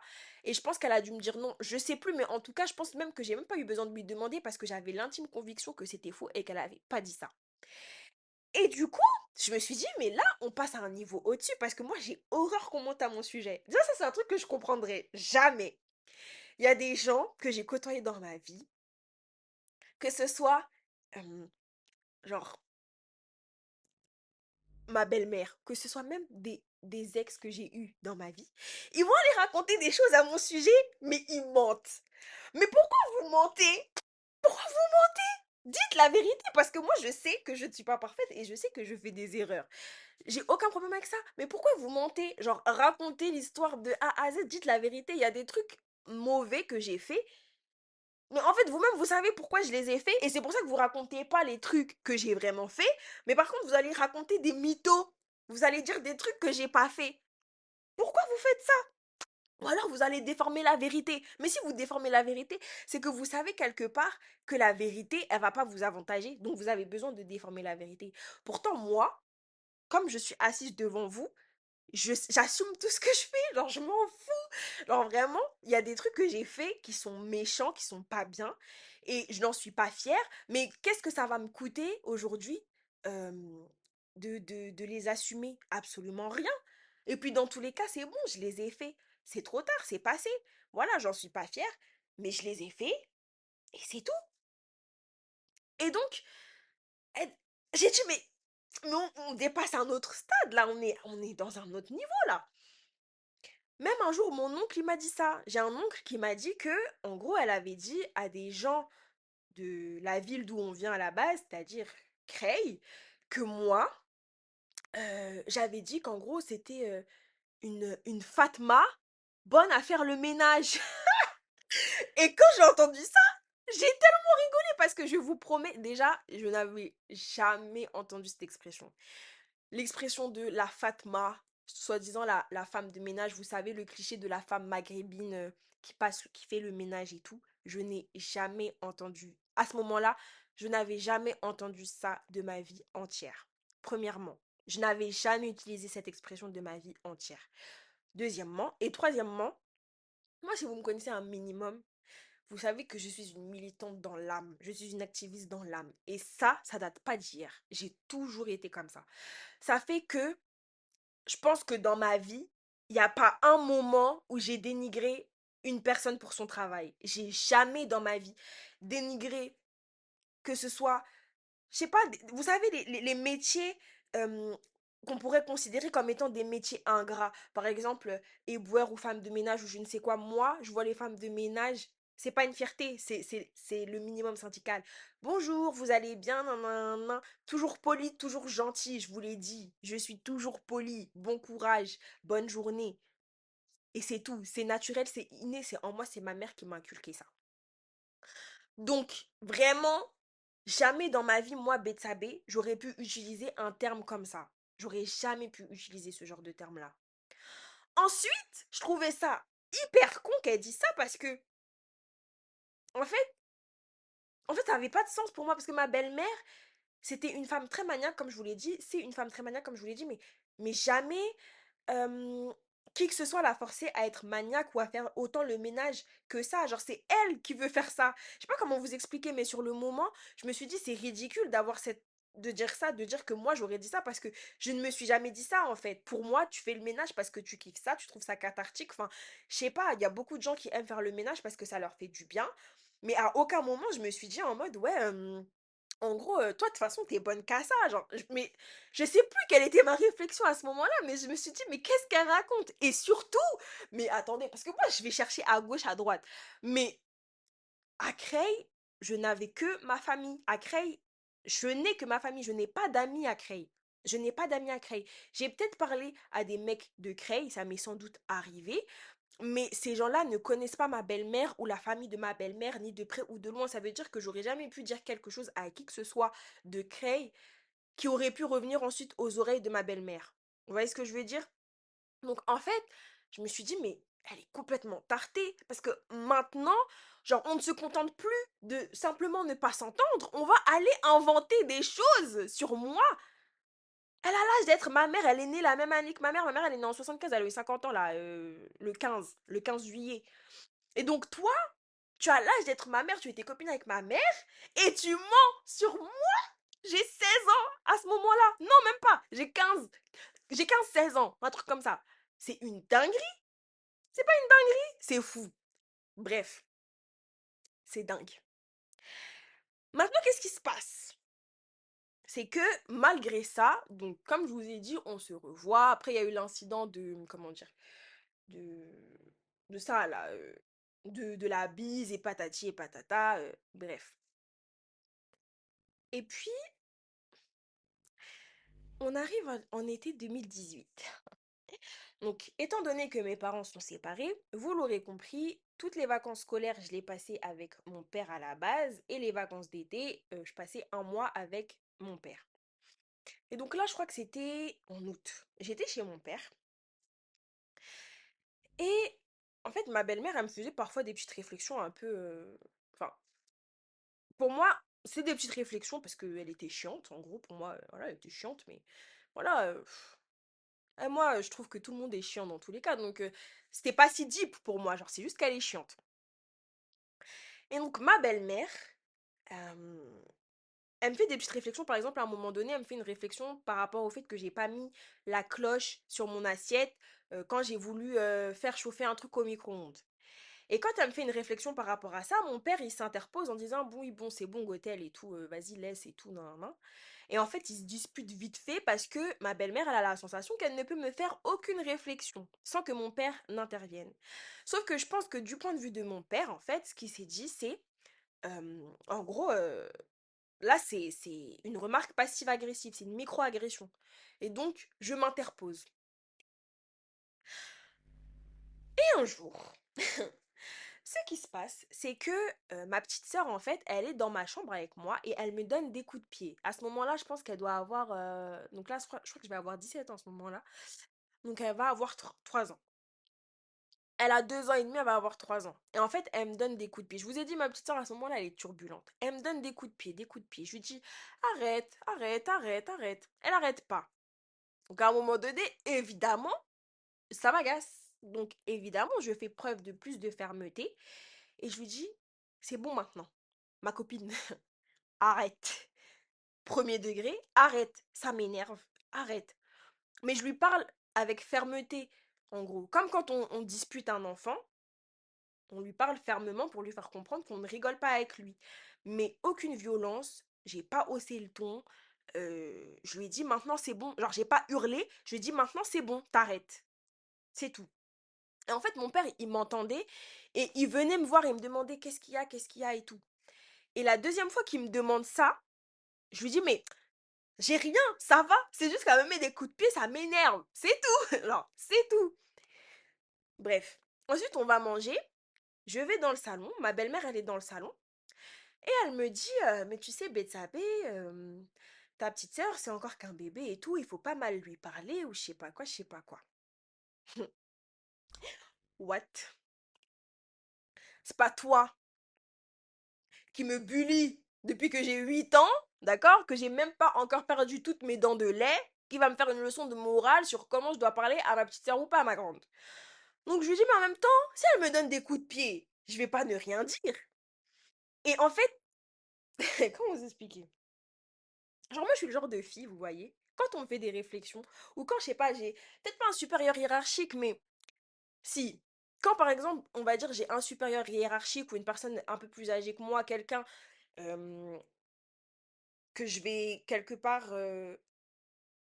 considérer comme étant une autorité, va me faire une réflexion, en fait, moi, je parle pas parce que j'ai la sensation que je ne peux pas parler, je ne peux pas m'exprimer sans m'énerver. Genre, c'est vraiment une sensation que j'ai.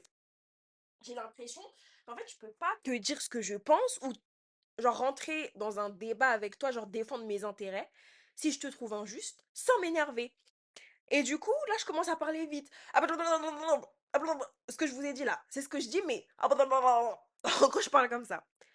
Et elle me dit quoi? Et donc je réponds. Et elle me dit, mais pardon, j'ai pas entendu. En gros, elle me fait répéter, quoi. Elle me fait répéter. Elle me dit, mais j'ai pas entendu, t'as dit quoi? J'ai pas entendu et tout. Elle me fait ça une fois, deux fois. Eh, ça me casse les couilles. J'ai dit, eh, vas-y, c'est bon. Je fais ça, je fais, vas-y. Eh, vas-y, c'est bon, tu m'as saoulé. Enfin, je crois pas que j'ai dit tu m'as saoulé, mais j'ai dit, eh, vas-y, c'est bon. Et ensuite, je commence à aller dans ma chambre et elle voit que je suis vénère. Donc, elle se lève, vous connaissez, c'est une meuf du hood. Donc, caractérielle et patati patata. Elle vient me voir et en fait, on continue à se prendre la tête. Et je lui dis, ta fille, elle me met des coups de pied. Je suis sa grande sœur, je ne vais pas rien dire. Arrête de faire comme si tu connaissais pas ta fille. Tu vois, parce que c'est vrai, en vrai, ma petite sœur, c'est un fait et c'est ok. Elle était relou. Et pourtant, je l'aime et je l'aime de tout mon cœur. Mais c'est un fait. Et donc, je lui dis, arrête de faire comme si tu connaissais pas ta fille. Et je lui dis, toi, à ta fille, tu lui dis bien pire que ce que moi je lui ai dit, d'accord? Parce que moi, je lui ai juste dit d'arrêter de me mettre des coups de pied de manière ferme. Toi, tu dis à ta fille que tu vas la tuer. Donc, c'est pas toi qui vas me donner des leçons de morale sur comment parler à un enfant, en fait. Et elle me dit, mais moi, c'est ma fille. Je fais ce que je veux. Je dis ce que je veux. Je dis, ok, mais c'est ma sœur.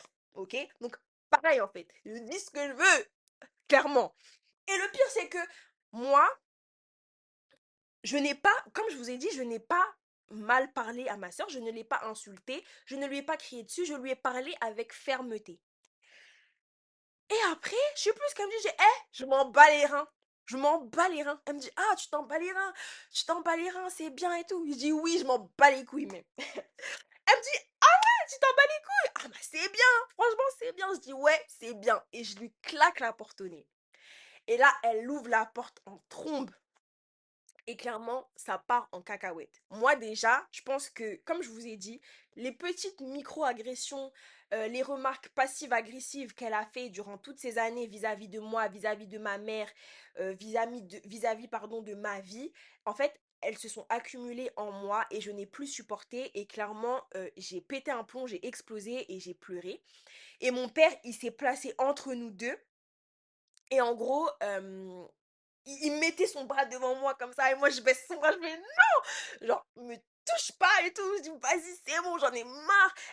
Toi depuis le début tu fais que dire de la D sur moi et comme je suis énervée, je commence à activer l'argot, genre je commence à parler comme si je parlais avec une copine à moi alors que pas du tout. Depuis le début tu dis de la D sur moi, depuis le début ceci, depuis le début cela. Et donc qu'est-ce qui se passe ensuite? C'est que donc l'embrouille que j'ai avec mon père, avec ma belle-mère, pardon, elle se transfère en mon père et ma belle-mère se disputent parce qu'en fait ma belle-mère elle aimerait que mon père il me dise ferme ta gueule, sauf que mon père il va jamais faire ça. Et du coup bref, ils se disputent, je vous épargne les détails parce que le reste c'est quand même assez privé. Et puis par la suite, voilà, je passe encore un petit mois chez eux, enfin je passe quelques semaines encore chez eux. Et puis ensuite, je rentre chez moi. Et en fait, depuis ce jour-là, je n'ai plus jamais passé de vacances chez eux. J'ai passé quelques jours à tout casser, voilà. Mais sinon, je n'ai plus passé de vacances chez eux.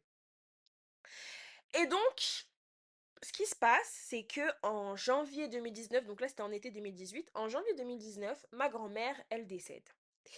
Et en fait, ma grand-mère, ça faisait un moment qu'elle était un peu malade, genre sa santé, elle était pas bonne. Et du coup, elle pouvait pas rester toute seule. Sauf que mon grand-père, il y avait des périodes où il devait aller chez sa mère à lui pour s'occuper de sa mère, parce qu'elle était alitée. Et donc ma grand-mère, elle pouvait pas rester toute seule. Alors, soit elle allait chez mon oncle, soit elle allait chez mon père. Et en fait, quand elle allait chez mon père, ma belle-mère, elle n'était vraiment pas aussi accueillante que pour n'importe quel autre membre de sa famille. Ce qui fait que comme ma grand-mère, elle est décédée en janvier et que ma belle-mère, elle a fait l'épouse dévouée en mode je m'occupe des gens, à ses funérailles, j'avoue ne pas avoir trop compris. Mais le plus marrant, entre guillemets, dans tout ça, c'est que elle a fait une crise à mon père concernant du coup la présence de ma mère à ses funérailles. Sauf que ce qu'elle comprend pas, c'est que ma mère, elle était là avant elle. Ma mère, elle était avec mon père pendant 7 ans. Ils ont eu un enfant. Donc, qu'elle le veuille ou non, mes parents seront liés éternellement. Même si demain je meurs, mes parents seront liés. Mais elle, elle se comporte comme si ma mère, c'était genre une maîtresse de mon père qui lui manquait de respect en s'affichant, alors que non. Ma mère, elle a eu la relation qu'elle a eue avec mon père pendant 7 ans. Ils se sont séparés. 5 ans après, mon père et ma belle-mère, ils se sont mis ensemble. Donc c'est même pas pour dire qu'il y a eu ne serait-ce qu'un minimum de crossover. Elles ne se sont pas croisées. Elles ne se sont pas croisées. Donc clairement, tout... je peux comprendre que voilà, il y a une certaine animosité au vu de ce qui a pu être dit dans le passé, patati patata, les crises que ma mère elle a pu faire, etc. Mais en fait, on s'en fout là, c'est des funérailles. Quelqu'un est décédé. Donc c'est des choses que tu laisses de côté normalement. Et mon oncle, la dernière fois, j'en parlais avec lui et il m'a dit un truc très intéressant. Bon, c'est pas le même oncle que tous les autres oncles dont j'ai parlé là. J'ai trop d'oncles, mais bref.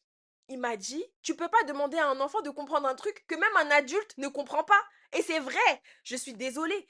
Donc comment est-ce que moi j'arrive à comprendre que là, vas-y, c'est les funérailles de ma grand-mère ou c'est les funérailles d'un être cher et je ne vais pas du coup laisser nos animosités, nos rancœurs, nos problèmes euh, rentrer dans cette période douloureuse.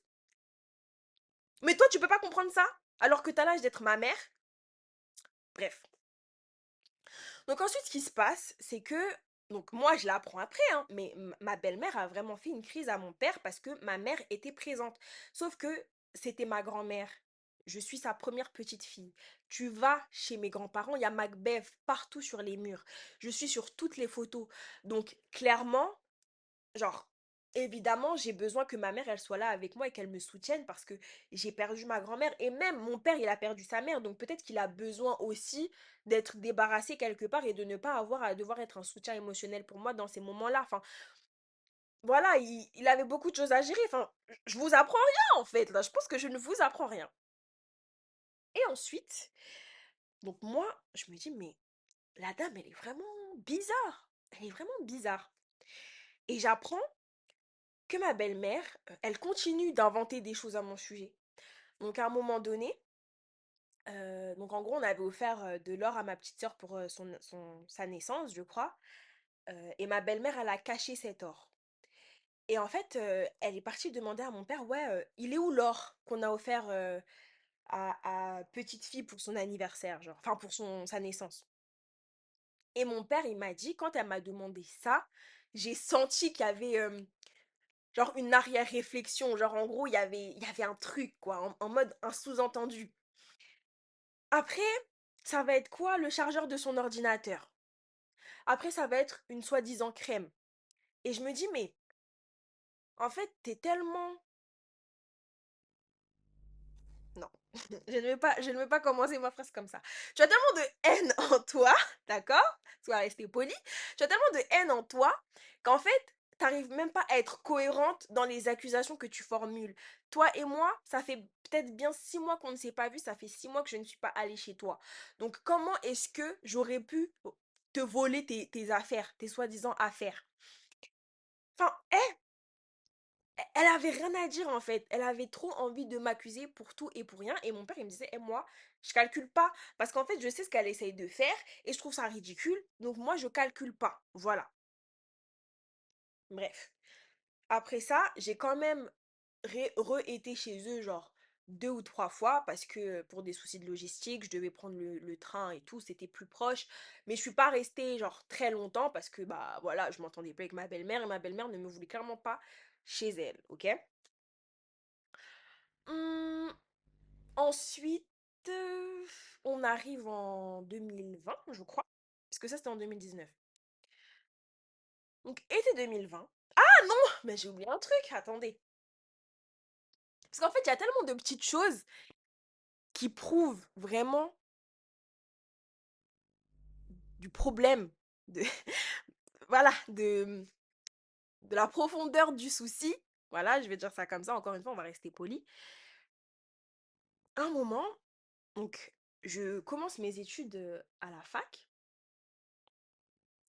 et je m'installe du coup chez mon oncle et ma tante, chez mes parents. Et je crois que ça ne lui plaît pas. Mais bref, je m'installe chez mes parents et en fait, ce qui se passe, c'est que euh, je fête mes 18 ans. Donc mes 18 ans, je crois que ce jour-là, c'était un mardi ou un mercredi, c'était un jour de semaine. Voilà. Mais le week-end, mon père est venu, il me semble, dormir du coup chez mon oncle et ma tante pour être avec moi parce que du coup, on a refêté mon anniversaire, mes 18 ans, je le rappelle, à ce moment-là, tous ensemble. Et en fait, mon père, il m'a dit que ça l'avait agacé ma belle-mère, qu'elle n'était pas d'accord avec ça. Et donc, tu comprends que le problème de cette femme, ce n'est pas qu'elle ne veut pas que tu ailles chez elle, c'est qu'elle veut carrément que ton père, il arrête de te donner de l'importance. Il veut que ton père, il arrête de... Elle veut, pardon, que ton père, il arrête de te donner l'heure. Elle veut que ton père, il ne te parle plus, il ne te calcule plus. Et je trouve que c'est tellement malsain et pervers que en fait, j'ai du mal à avoir du respect pour cette personne et je pense que je n'en aurai jamais, vraiment. Parce que je me dis comment est-ce qu'on peut être aussi culotté que de venir dans la vie d'un individu et de s'installer et de se dire, bon bah maintenant, moi je suis là, voilà, j'ai des problèmes avec une petite fille qui aurait l'âge d'être ma fille, soit dit en passant. Et donc, voilà, je la boycotte et tout le monde doit la boycotter, y compris son père. Mais vraiment, pour qui tu te prends et dans quelle planète tu vis, ma grande, avec tout le respect. Bref, et du coup, je trouve que cette femme-là, même si aux yeux des gens, elle veut se faire passer pour une femme intègre et respectueuse et pieuse, il n'en est rien, comme dirait Abou, il n'en est rien. Et donc moi, voilà, bah, je fais ma vie, tout simplement de mon côté, sans forcément penser à elle, sans penser à sa vie ni rien. Et ce que je comprends, c'est que bah, pendant plusieurs années encore après ça, en fait, ma belle-mère, elle a un problème avec moi et ma mère et non, ma belle-mère et mon père, ils se disputent par rapport à moi encore, parce qu'elle fait encore des réflexions par rapport à moi. Et je me dis, mais en fait, je viens même plus chez toi. Genre, mon père, quand il veut me voir, on se voit tout le temps dehors. Je ne viens même plus chez toi.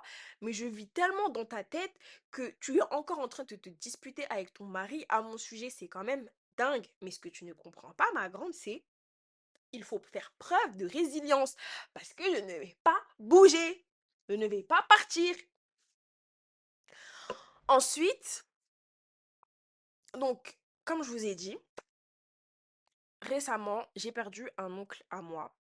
Et en fait, quand j'ai perdu cet oncle-là, bah, évidemment, il y a eu les funérailles, etc. Et ma mère, encore une fois, s'y est rendue parce que c'était quelqu'un qu'elle connaissait aussi très bien, vu que, comme je vous ai dit, ils viennent tous de la même ville. Et c'était l'ami d'enfance de mon père. Donc, aux funérailles, on fait d'abord la salade janaza à la mosquée. Moi, j'arrive, ma petite sœur, elle me saute dessus parce que c'est ma fille, clairement. Il y a ma mère, il y a mes tantes et tout, et il y a ma belle-mère en fait qui parle avec les gens un petit peu, qui est debout, qui parle avec les gens. Après, elle va accueillir les gens et tout. Elle se donne un genre, quoi. Et moi, je vais la voir et je prends quand même l'initiative de lui dire bonjour et de lui faire la bise. Et voilà, et je lui dis, bon, je t'ai vu, mais je t'ai pas dit bonjour tout de suite parce que je voulais dire bonjour aux autres tatas d'abord et tout. Parce que voilà, elles avaient perdu leur frère. Et puis ensuite, bah, voilà. Elle me dit oui, t'inquiète, c'est pas grave et tout. Et puis après, elle voit deux amis d'enfance de mon père et elle nous présente. Moi, ma petite sœur, elle dit voilà, bah regardez, c'est les filles de. Voilà, c'est les filles de. C'est les filles, voilà, c'est ses filles et tout. Regardez, ça c'est la grande et ça c'est la petite. Et en fait, moi dans ma tête, je me dis mais touchy ou quoi? Excusez? En mode, t'es là, tu me présentes devant les gens normal, comme si toi et moi on s'entendait bien, alors que tu peux pas me voir, tu me détestes. Je me dis mais elle est tartée. Et après ça, donc voilà, ce qui se passe, c'est que donc la salade, elle a pas encore commencé et en gros, j'ai une autre cousine qui arrive et en gros, elle dit, à ma cousine et moi je suis avec ma cousine, du coup, elle dit à ma cousine: «Ouais les filles, il faut que vous fassiez, 2 rakats et tout avant de commencer la salade, tout ça, et elle demande à ma petite sœur qui a 9 ans: «Oui, tu te rappelles comment on fait les rakats? Montre à tes sœurs comment on fait les rakats et cetera et cetera». Et je me suis dit: «Mais attends, qu'est-ce que cette petite de 9 ans va me montrer? J'ai 23 ans! Ça fait 23 ans que je suis sur cette terre! Tu crois que depuis le temps, je n'ai jamais été à la mosquée?» Et ça va vous paraître bête et vous allez peut-être penser que je suis paranoïaque, mais même quand j'en ai parlé avec mon père, il l'a interprété de cette manière. C'est que, en fait, elle est tellement dans le m'as-tu vu, elle a la sensation d'être parfaite, et ça, c'est quelque chose qu'elle a toujours eu, de tout connaître, de tout savoir. Et elle pense réellement, en fait, que l'éducation qu'elle a donnée à sa fille, elle est mieux et que forcément, sa fille, elle sait qu'elle doit faire deux rakats en rentrant à la mosquée. Mais moi, c'est fort probable que je ne sache pas. Parce que ma mère, elle n'est pas aussi impliquée dans la religion.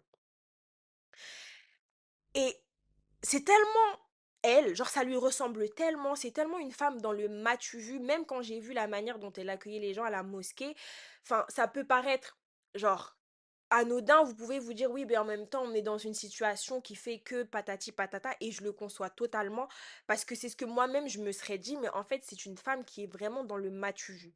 Parce que même le jour des funérailles de sa belle-mère, de la mère de son mari, elle n'a pas été compatissante envers son mari. Là, ce qui s'est passé, c'est qu'on a fait la salade janaza et tout. Je crois que c'était déjà on a fait Dor, il me semble. Après, on a fait janaza. Et ensuite, on est sorti, d'accord? Et quand on est sorti, on a croisé beaucoup des hommes qui sortaient aussi, du coup, de leur coin. Et donc, j'ai croisé mes cousins, que je considère comme mes frères et tout. J'ai croisé mes oncles. Et il y a mon père à un moment donné qui est arrivé. Et mon père, il a vu ma mère, il a dit bonjour à ma mère. Et comme le cimetière, il était assez loin, il a demandé aux gens, à tous les gens, pas qu'à ma mère, à tous les gens, comment est-ce que vous allez y aller? Est-ce que vous avez une voiture? Est-ce que vous pouvez tous y aller? Et il a demandé aussi à ma mère, forcément, et ma mère, elle lui a dit et tout. Et en même temps, il cherchait du regard sa femme et ma petite sœur. Et en fait, à un moment donné, comme ma belle-mère, elle voit que mon père et ma mère, ils se parlent, elle lève le bras en mode on est là. Et donc, mon père, il y va. Et qu'est-ce qu'elle dit? Elle dit, elle est là, ta famille, hein. Et en fait, mon père, il m'a dit, il l'a regardé. Il a pas répondu parce que je pense que mon père, il est un peu comme moi, genre, en fait, il y a des situations, tu sais pas répondre sans insulter la mère d'autrui. Tu sais pas répondre sans manquer de respect. Et donc, je pense que sur le moment, déjà, il venait de perdre un ami d'enfance à lui, quelqu'un à qui il tenait énormément. Il avait pas spécialement envie de rentrer dans ce genre de truc-là. Bref. Et ensuite, elle a été froide avec lui pendant tout le long. Voilà, elle a été froide avec lui, elle a été froide avec lui, elle a été froide avec lui. Et en fait, c'est cette histoire qui a déclenché l'épisode d'aujourd'hui, d'accord? C'est vraiment cette histoire qui a déclenché l'épisode d'aujourd'hui. Pour la simple et bonne raison que, en fait, je me suis dit, c'est tellement dingue de détester une personne à ce point et de détester une personne qui pourrait être ta fille, qui plus est. Parce que moi-même, quand je suis rentrée dans la mosquée et que j'ai dit bonjour à ma belle-mère, que j'ai vu ma petite sœur, je me suis dit, parce que j'aime trop cette petite fille, je serais capable de faire des concessions pour elle et je serais capable de me mettre de côté pour elle. Et en fait, cette femme, elle est tellement rancunière, et pourtant moi-même je suis rancunière, donc c'est pour vous dire, son cœur il est tellement noir qu'en fait elle ne peut même pas s'empêcher de faire ce genre de réflexion immonde aux funérailles d'un des meilleurs amis de son mari. Et j'ai longtemps hésité, je me suis dit, est-ce que je lui enverrai pas un message pour lui faire comprendre que dans tous les cas, je serai toujours là. Je suis comme Michael Myers, je serai toujours là, je serai toujours là. Je serai toujours là. Je serai toujours là. Et je vous dis ça en rigolant, mais sur le moment, quand mon père il m'a dit oui, elle a dit en gros, elle est là ta famille, moi ça m'a vraiment fait de la peine et j'avais vraiment envie de pleurer parce que en fait j'avais l'impression qu'on voulait m'effacer. Qu'en gros on veut m'effacer, on veut effacer le fait que bah je sois là et que je sois née et que j'ai été là avant elle en fait. Clairement, c'est comme si mon père il devait faire table rase du passé et partir du principe que il avait une nouvelle famille et qu'elle était là. Sachant en plus que ma belle-mère, elle a déjà dit à mon père, enfin non pas à mon père, elle me l'a dit à moi, que j'étais une enfant bâtarde parce que j'étais née d'une relation hors mariage. Et vu son esprit tordu, je me demande si ça ne l'a pas motivé aussi dans sa manière de se comporter avec moi en mode, est-ce que elle s'est pas dit que bon, dans tous les cas, j'étais pas une enfant légitime. Donc en gros, bah, on s'en fout quoi, genre, elle est pas importante. Mais t'es bête. Avec tout le respect. Non, sans respect. Et si je parle avec autant de virulence aujourd'hui, c'est parce que, en fait, je pense que je suis tellement blessée. Premier degré, je vais arrêter de lancer des pics et des petites remarques de ce genre. En fait, je suis tellement blessée parce que déjà, quand j'étais petite fille, j'ai très mal vécu le fait d'être séparée de mon père et j'aurais vraiment voulu vivre avec lui. En fait, c'est pas que je voulais pas vivre avec ma mère, mais pour moi, la séparation, dans tous les cas, elle était compliquée, que ce soit par rapport à ma mère ou par rapport à mon père. Et du coup, je me disais qu'en grandissant, j'aurais la possibilité de rattraper tout ce temps perdu que j'avais avec mon père. Mais au final, comme cette femme, elle est rentrée dans notre vie, et bah, je pense pas que je pourrais un jour rattraper le temps perdu que j'ai eu avec mon père. Vous voyez? Je pense pas pouvoir rattraper tout ce temps qui est passé. Et je pense que bah à un moment donné, je vais me marier, je vais avoir des enfants et du coup bah mon esprit il sera ailleurs et j'aurai plus jamais la possibilité de vraiment vivre et être avec mon père. Vous voyez ce que je veux dire? Et c'est aussi blessant parce que d'un autre côté, j'ai l'impression, et je ne demande à personne de combattre pour moi, mais j'ai l'impression que mine de rien, c'est comme s'il y avait beaucoup de membres de ma famille qui toléraient ou qui acceptaient un petit peu cette situation en disant oui, bon, c'est triste, mais c'est la vie. Alors que il faut partir du principe que c'est pas comme si c'était par exemple, genre, moi et je sais pas, une autre cousine à moi qui ne nous aimons pas et qui nous disputons. C'est moi versus une femme de bientôt 50 ans que j'ai connue quand j'avais 8 ou 9 ans. Et je pars du principe qu'un enfant, t'es censé le protéger. T'es censé le protéger des autres et de lui-même, des bêtises qu'il peut faire. Euh, Enfin, pour moi, t'es censé le protéger. Et je trouve que ce soit du côté de mon père ou que ce soit même de certains membres de ma famille, j'ai pas forcément été protégée. Vous voyez? Parce que si par exemple demain, mon père et ma belle-mère, ils se séparent et que, je sais pas, mon père, il rencontre une autre femme et que cette femme, elle n'accepte pas ma petite sœur, je ne pourrai jamais alors accepter cette femme et faire copine-copine avec cette femme. Impossible. Impossible. Parce que c'est juste pas moral pour moi. Du haut de mes 23 ans, bientôt 24 ans, je ne m'imagine même pas me disputer avec une petite de 13 ans. Je ne m'imagine même pas me disputer avec une petite de 16 ans, de 15 ans. Je m'imagine même pas me disputer avec ma petite sœur. Genre, ma petite sœur, enfin, pitié.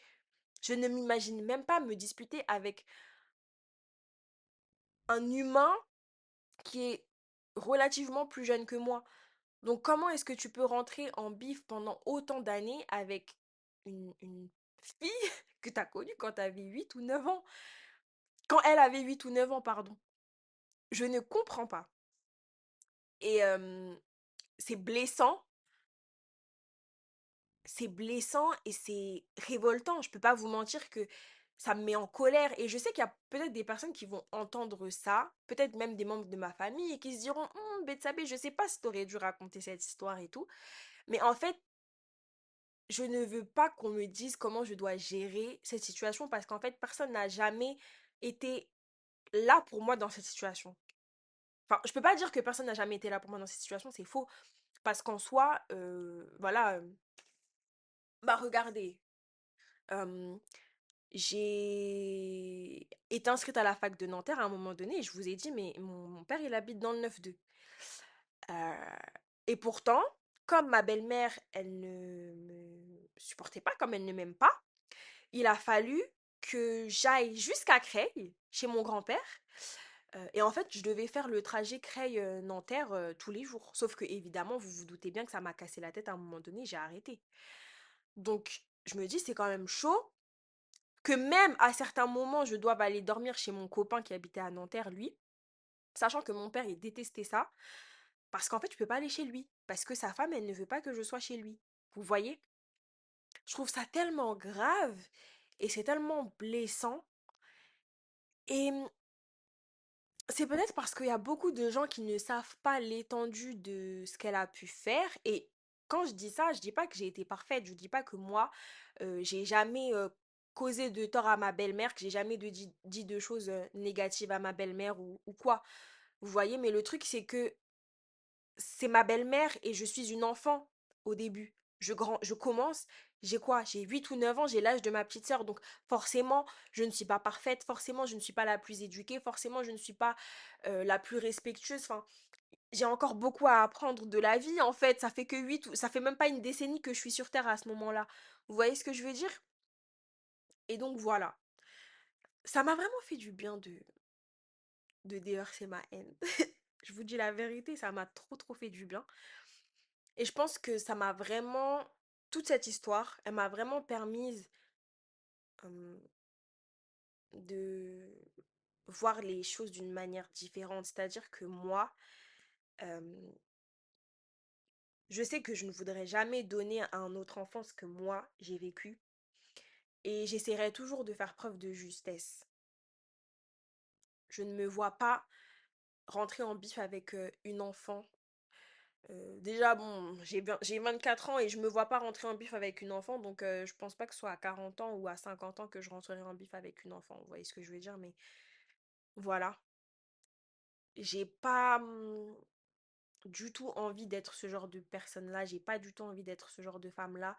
Surtout que j'étais là avant et je serai là après. Donc clairement, enfin, ça ne sert absolument à rien de s'énerver, de se rouler par terre, de crier, de sauter. Enfin, tu peux faire tout ce que tu veux dans tous les cas, mais ça restera mon père, vous voyez. Et je trouve ça vraiment dommage pour moi et triste pour moi. Et je prie vraiment de tout cœur que mes enfants n'aient pas à vivre ce que moi j'ai vécu. Que si demain je dois me séparer de mon mari, alors qu'ils tombent sur une femme qui les aimera comme leur mère, clairement. Euh, Parce que c'est tellement dur à vivre, c'est tellement dur de se sentir exclu, de se sentir rejeté. Mais elle est là, ta famille, hein. Mais c'est tellement dingue de dire une chose pareille. Franchement, je ne pensais pas que cette femme, elle pouvait me choquer, mais elle m'a encore choquée. Genre, je pensais que c'est bon, elle avait fait tout ce qu'elle avait pu faire et que c'était carré et que plus rien ne pouvait me choquer. Mais là, je vous promets qu'elle m'a trop choquée. Et du coup, voilà, moi je pense que cette femme, j'aurais plus jamais de respect pour elle, vraiment, parce que, en fait, elle m'a montré que c'était pas quelqu'un qui, elle, savait avoir du respect et que c'était pas quelqu'un qui savait faire preuve d'intelligence. Je vous dis la vérité, je vous parle de mon ressenti, hein. Pour moi, c'est pas quelqu'un qui sait faire preuve d'intelligence. Et même moi qui ai regretté, qui ai culpabilisé à l'idée de tout ce qui avait pu se passer entre nous et qui me suis dit que bon, peut-être qu'il faudrait qu'on échange et qu'on mette tout carte sur table et que si je dois m'excuser, je m'excuserai, etc. Puis au final, je vois qu'en fait, la femme, elle est toujours aussi touchée qu'avant. Enfin, pitié, quoi. Genre vraiment pitié. Donc voilà. Euh, j'ai dit tout ce que j'avais à dire. Je suis désolée, j'ai beaucoup parlé. Et comme je vous ai dit, j'ai pas prévu de faire de montage ou de d'édit sur cet épisode puisque j'ai la flemme. Mais en tout cas, voilà, je pense que normalement, il doit vous durer un bon moment. Et en tout cas, j'espère que je ne vous ai pas perdu. Voilà. J'espère que vous avez pu tout suivre parce que je me suis un petit peu emballée à certains moments. Je me suis un petit peu dispersée, etc., etc. Mais bon, voilà. On va dire que c'est un épisode un peu brouillon. Voilà. C'est un épisode un peu brouillon, un épisode un peu poubelle où je partage toutes mes pensées, où je me vide le cœur. Et puis voilà. En tout cas, si je dois vous donner une morale, puisque je pense qu'il y a beaucoup de personnes qui doivent vivre ça aussi et qui n'ont pas la chance que moi j'ai malgré tout d'avoir quand même mon père avec moi qui m'aime et qui me soutient, euh, c'est que, en fait, ça c'est une douleur qui est incommensurable. Voilà, je pense que, bon, déjà le fait de se sentir rejeté par la femme de son père, c'est douloureux, mais le fait aussi d'être rejeté par son père après ça, ça doit aussi être douloureux, je pense. Ça doit être extrêmement douloureux. Mais en fait, il faut que vous avanciez et la meilleure revanche pour moi, c'est vraiment la réussite. C'est vraiment faire ce que vous aimez, être heureux dans votre vie, essayer d'avancer et d'ignorer ces personnes. Euh, genre, tu m'aimes pas, mais non, c'est moi qui ne t'aime pas. Genre, tu ne veux pas de moi dans ta vie, mais non, c'est moi qui ne veux pas de moi de toi dans ma vie. En mode, comment est-ce que je pourrais vouloir une personne dans dans ma vie qui rejette ses enfants ou qui rejette des enfants, tout simplement, euh, parce que, je sais pas, peut-être par souci d'ego ou je ne sais quoi, n'arrive pas à accepter que son partenaire ait eu une vie avant lui ou elle. Enfin, c'est ridicule. Je trouve ça vraiment, vraiment bête.